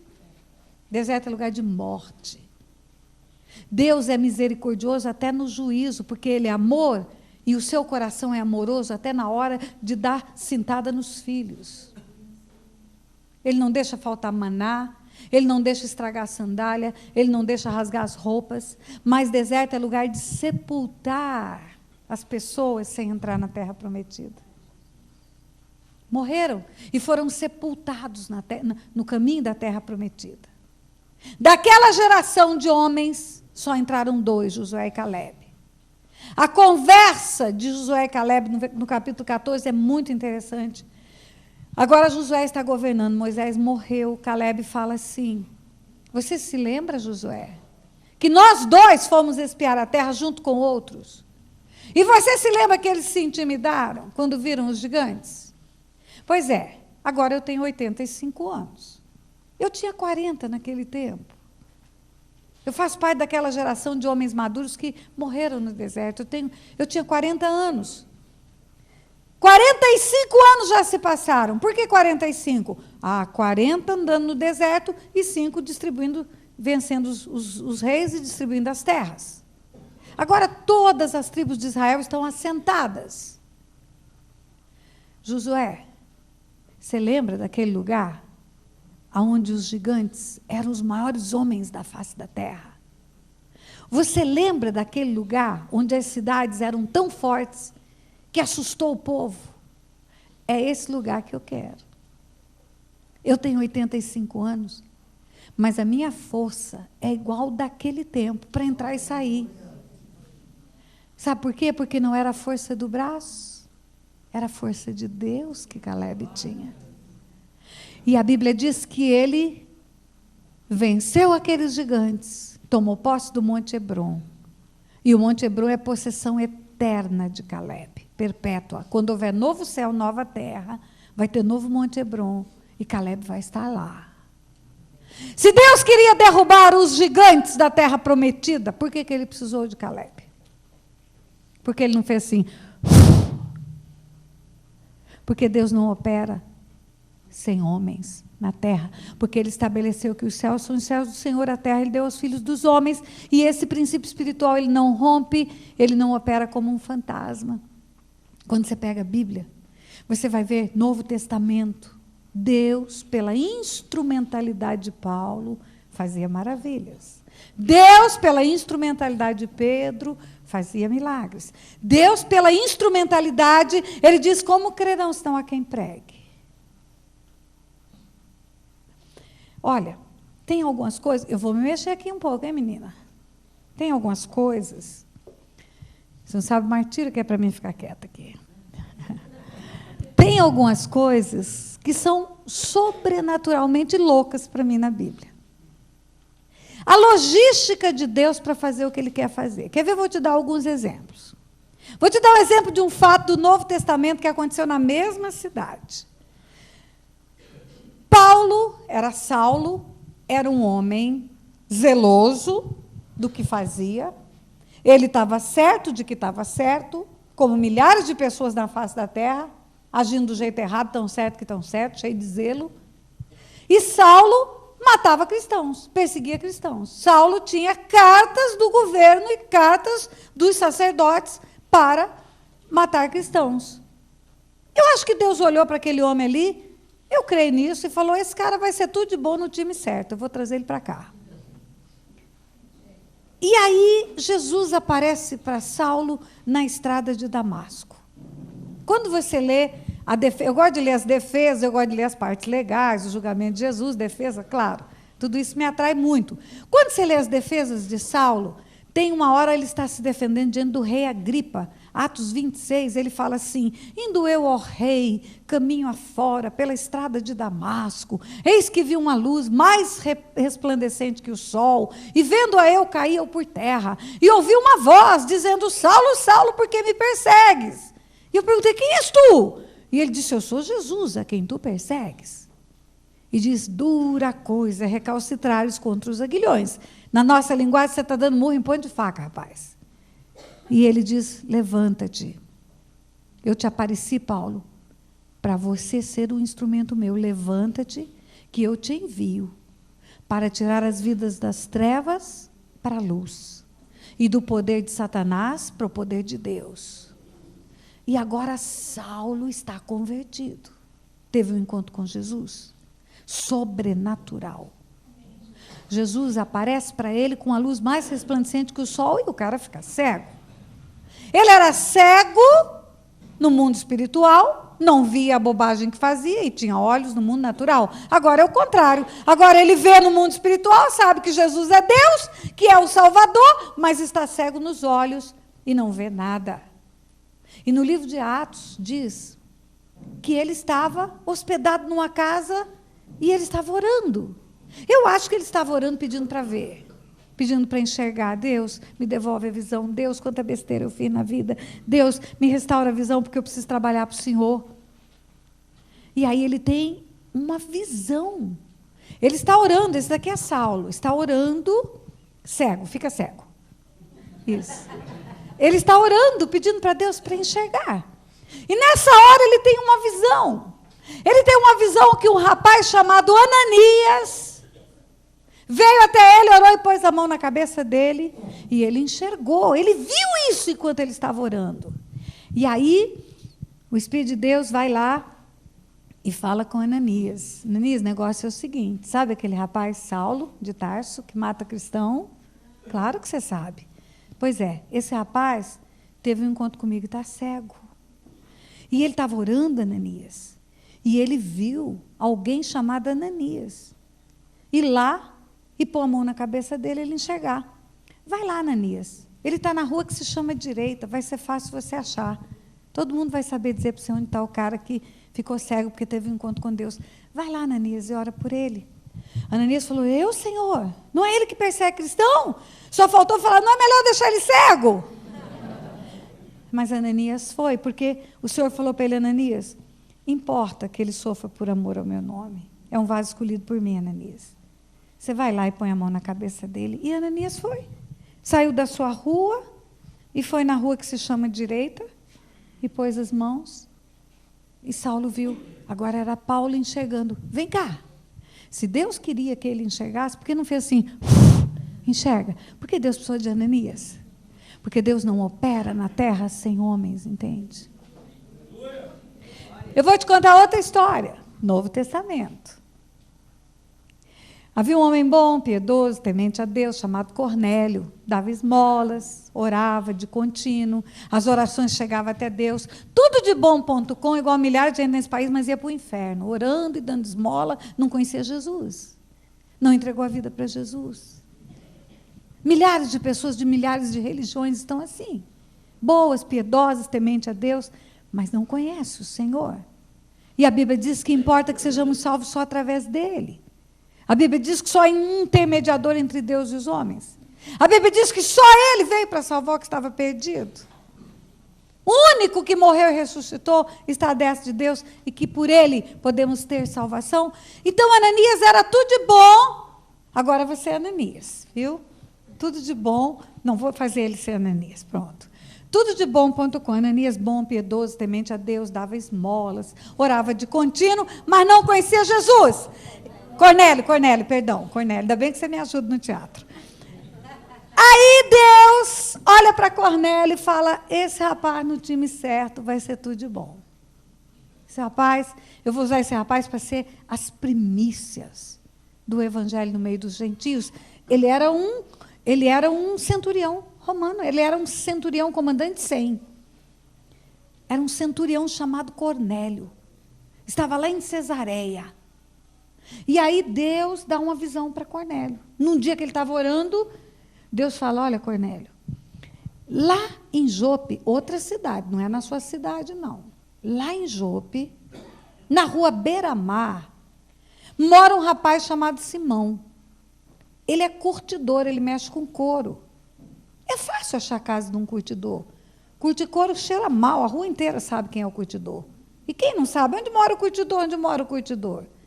E aí, lá na casa desse curtidor está hospedado um rapaz. Esse rapaz é outro Simão. Não é o curtidor, é Simão Pedro. Manda mensageiros buscar Simão Pedro, que Simão Pedro tem algo para te dizer, que você precisa ouvir, como resposta das tuas orações. E, ao mesmo tempo, Deus chegou para Simão Pedro. Você, Walter, é Simão Pedro. Simão Pedro, Walter, era um dos discípulos que teve uma promessa de Deus. Deus falou para ele assim: vinde após mim que eu vou te fazer pescador de homens. E ele foi, largou tudo. Ele tinha uma empresa de pesca. Largou tudo para ser pescador de homens. E essa promessa se cumpriu na vida dele. Ele pregava, convertia 3.000. Ele pregava, convertia 5.000. Ele pregava, convertia 7.000. Ele estava bombando. Cada vez que abria a boca, aquele mundo de entregar a vida para Jesus. Às vezes, muita gente quer ser como ele. Acha que é o modelo para todo mundo na igreja. Mas Deus tem modelos diferentes para a igreja. Tem outro chamado João, que terminou velho, sozinho, preso numa ilha chamada Patmos. E a Bíblia não conta que ele abria a boca e convertia 5.000, 3.000. Mas ele recebeu a maior revelação da Bíblia, que é o Apocalipse. E tem gente que acha que porque não converte 3.000, 5.000, 10.000, não está na vontade de Deus. Mas às vezes Deus dá tanta revelação para essa pessoa. Se você perguntar para mim se eu quero ser como Pedro ou como João, eu quero ser como João. Eu quero ter revelação da palavra. E aí ele chegou para Pedro. Pedro tinha um chamado. Vou ganhar almas. E ele chegou para Pedro. Sim, mas Pedro era preconceituoso. Pedro achava que a salvação era para os judeus, só para os judeus. Achava que os gentios não estavam incluídos na promessa de salvação, mas Deus enviou o Filho ao mundo para salvar todo mundo. E aí Deus tem um jeito de convencer Pedro que a salvação não era só para os judeus. Deus dá uma visão para Pedro, lençóis descendo do céu, cheio de animais, répteis, invertebrados, cobra, lagarto, aranha, lagartixa, tudo que é animal que nós temos repugnância. Se talvez fosse hoje, eu dissesse, está amarrado, em nome de Jesus, essa visão é do inferno. Mas era do céu. Deus dando uma visão para Pedro. Para Pedro entender que tudo que Deus fez é bom. Que todos os povos precisam ser salvos. Que Ele morreu para salvar povos de todas as raças, tribos e nações. E na hora que Deus está dando para ele esse entendimento, os servos do centurião que saíram lá de Cesareia, chega em Jope, o negócio era a pé naquele tempo, chega em Jope, bate na porta, aqui que mora um homem chamado Simão, é o curtidor, e tem um outro Simão hospedado aí, tem, chama Pedro, chama, então nós queremos falar com esse Pedro, e chega e fala, olha moço, nós temos um homem que é nosso chefe, que ora, e quando ele estava orando, Deus mandou a gente vir aqui, deu o seu nome e seu sobrenome, deu a cidade, o endereço, o nome e o sobrenome, e é o senhor, o cara que Deus mandou levar lá. Aí Pedro entendeu, falou, não, esse negócio é de Deus, eu vou ter que ir. Como é que o senhor me descobriu aqui? Como é que o senhor manda mensageiros aqui? E Pedro foi. E quando Pedro chegou na casa de Cornélio, viajou para chegar lá, a casa estava reunida, vizinhos, amigos, parentes. E aí ele pregou, e converteram-se, e o Espírito Santo veio. E ali começam as primícias do Evangelho no meio dos gentios. Querido, você já pensou na logística de Deus? Por que Deus não fez assim e salvou a casa de Cornélio? Porque Deus não opera na terra sem homens. Ele não opera na terra sem homens. Há uma necessidade de um corpo à disposição do Pai para agir na terra. Eu vou te contar uma história mais doida ainda do que essa. Um profeta, Deus não faz coisa alguma. Voltei para o lugar certo? Voltei? Deus não faz coisa alguma sem primeiro anunciar aos seus servos, os profetas. Não faz. Por que Deus não faz? Porque Deus tem um plano para a humanidade e Ele dá a conhecer esse plano. Os profetas recebem a revelação para trazer para o povo dele o que é a vontade dele para se cumprir na terra e serem instrumento dele na terra. Então Deus usa um profeta chamado Miqueias, lá no Velho Testamento, centenas de anos antes da vinda de Jesus. E esse profeta Miqueias é usado por Deus para dizer em que lugar Jesus vai nascer. E a profecia é, e tu, Belém Efrata, pequenina demais para figurar dentre as milhares de Judá. De ti há de nascer aquele que vai reinar sobre Israel. que tem as origens desde os tempos eternos. Vamos entender esta profecia. De tu, Belém Efrata, pequenina demais para figurar dentre as milhares de Judá, era da província de Judá, então, Belém. Belém era uma cidade de um lugar, de um estado, se fôssemos trazer para a nossa realidade, era uma província de Judá. Pequenina demais para figurar dentre as milhares de Israel. Nem aparece nas estatísticas de tão pequena que é. De ti vai nascer o que há de reinar sobre Israel. Espera aí, os reis não nascem em Jerusalém? Como que vai nascer rei em Belém? Ah, mas não é um rei qualquer.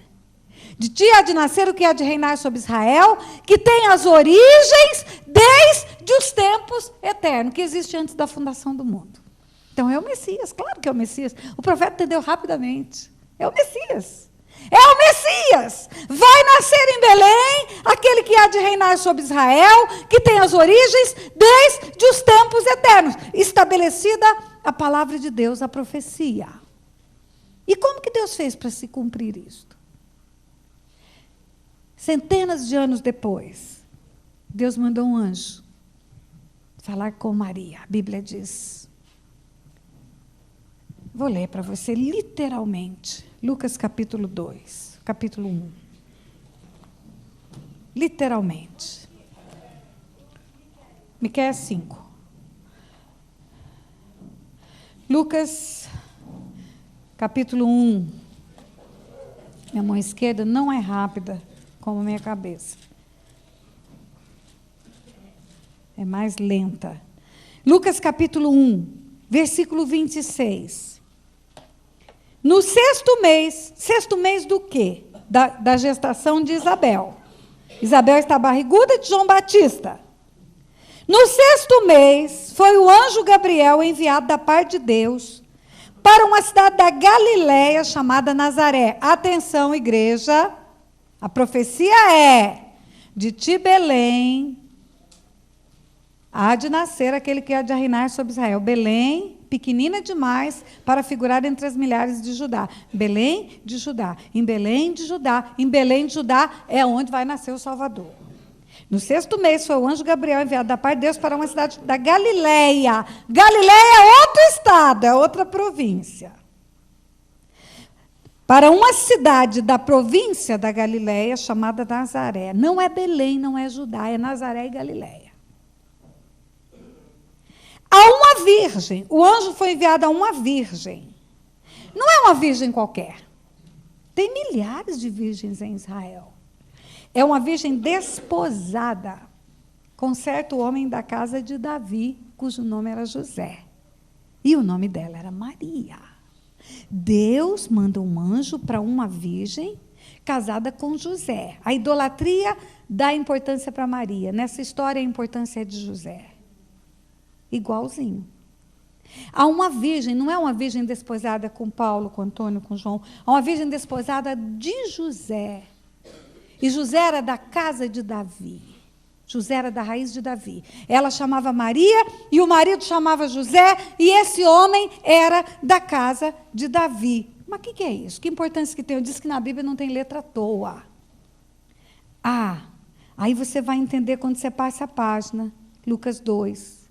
Naqueles dias, foi publicado um decreto de César Augusto, o imperador ímpio, um imperador ímpio, o César.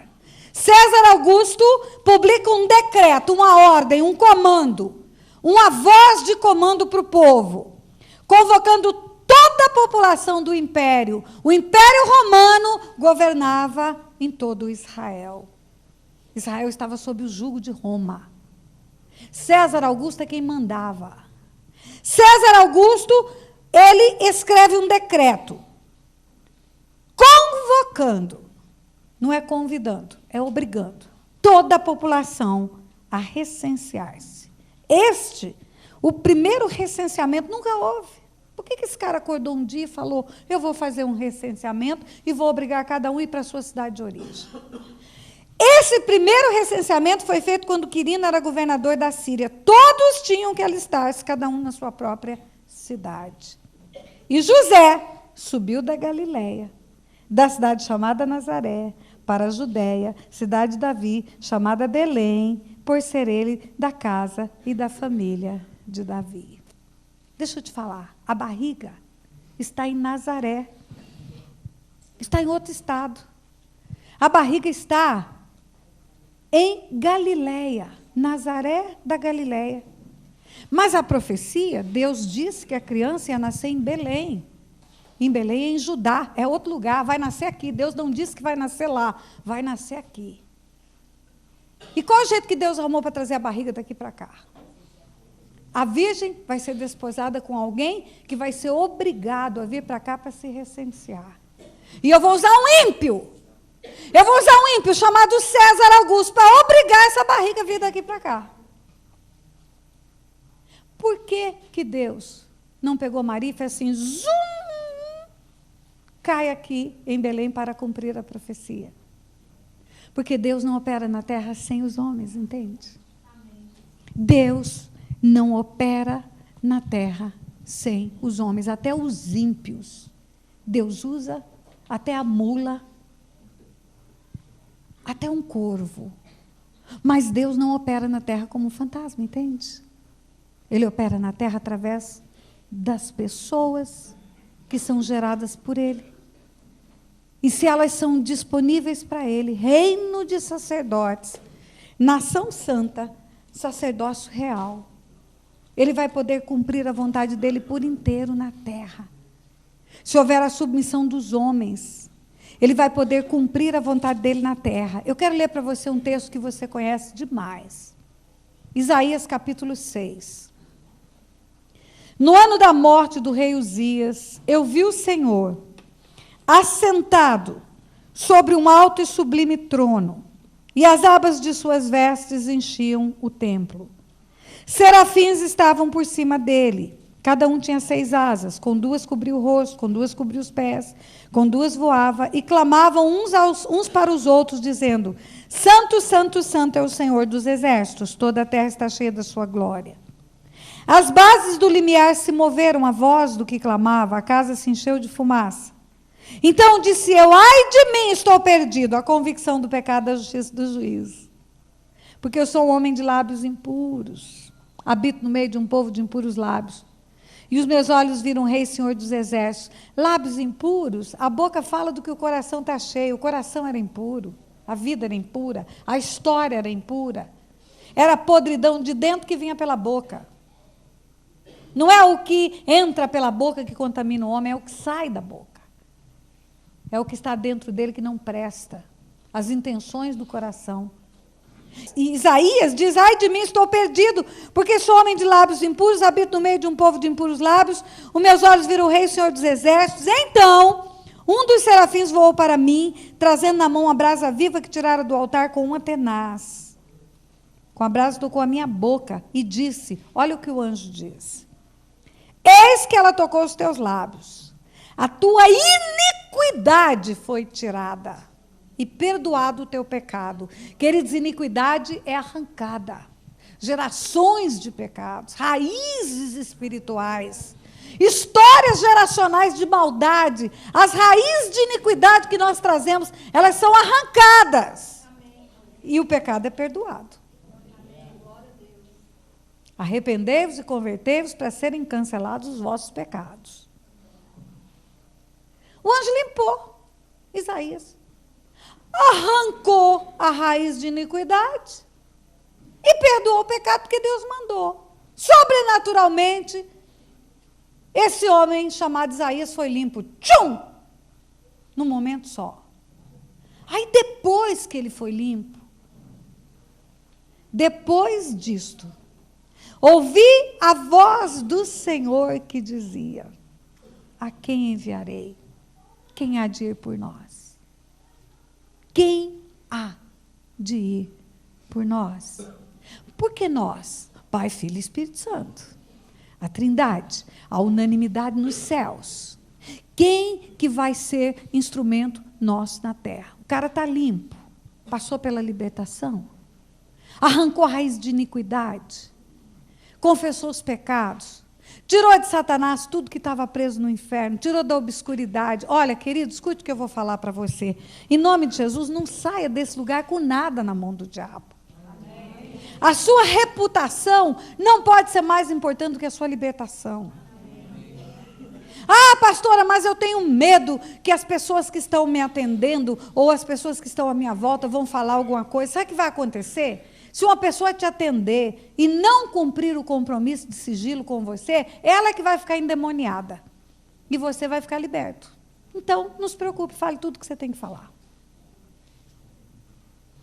Você está limpo, porque arrancou a raiz de iniquidade? Fala para Isaías. E o seu pecado foi perdoado. Agora Deus fala, a quem eu enviarei que há de por nós? Você entende o grito de socorro de Deus? Deus diz, eu preciso agora de vocês. Eu preciso de vocês. Eu preciso de vocês. Eu preciso de vocês. Eu preciso de vocês para agir na terra. Para ser instrumento meu na terra. Eu preciso de vocês para serem os meus instrumentos na face da terra nessa geração.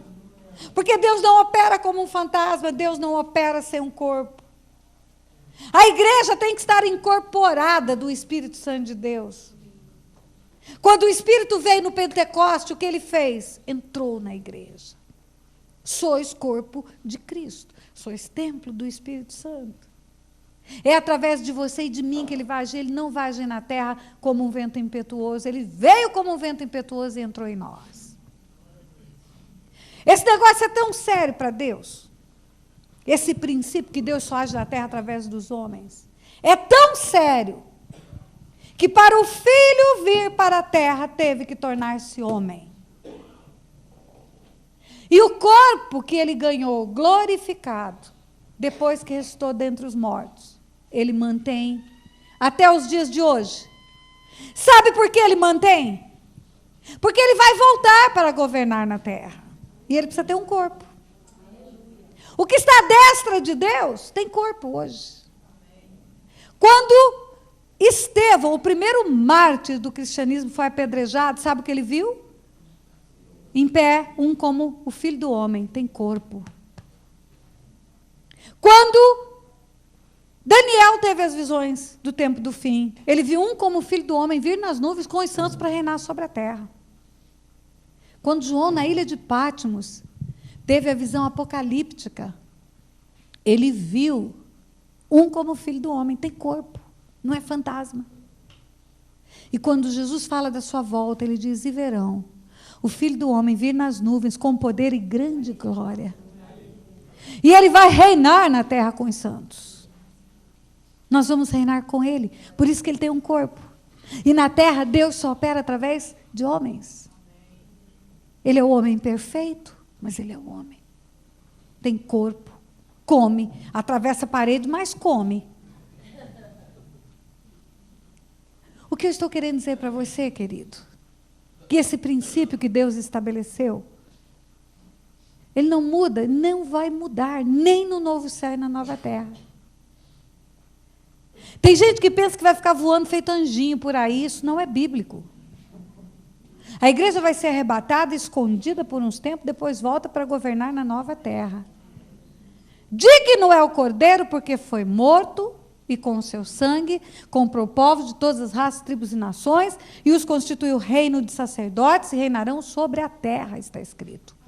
Reinarão sobre a terra, sobre a terra, sobre a terra. Novo céu, nova terra, os céus do Senhor, a terra dos filhos dos homens. E o que o Senhor quer fazer nesta terra, na sua casa, na sua família, na sua cidade, nos lugares onde você anda, é através de você entende isso? É através de você. O Senhor continua clamando, a quem enviarei, quem há de ir por nós? Quem há de ir pelo Pai, pelo Filho e pelo Espírito Santo?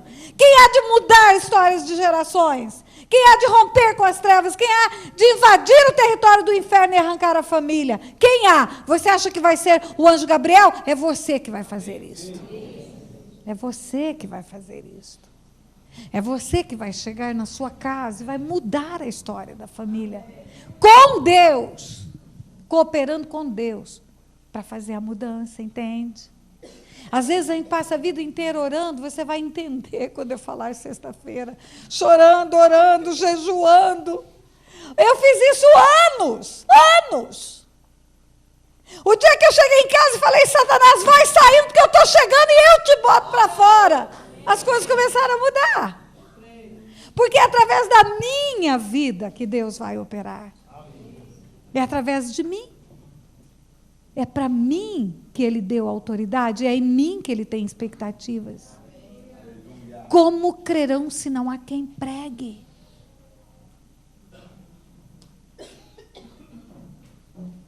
Olha, eu vou encerrar dando para você um enigma. Esse enigma nós vamos desmanchar na sexta-feira. Aquele que foi expulso do céu veio para a terra.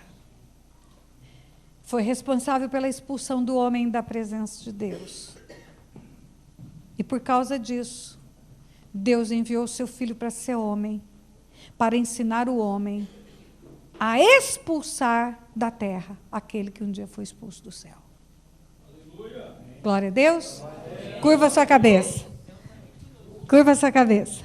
Pai, em nome de Jesus, no poderoso nome do teu Filho Jesus, nós colocamos diante do teu trono de graça esse tempo.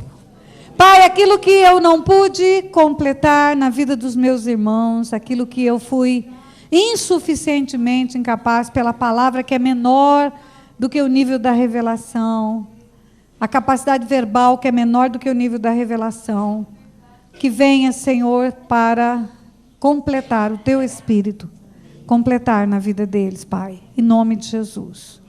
Que eles possam ser agraciados, abençoados e edificados por essa palavra, Pai, em nome de Jesus.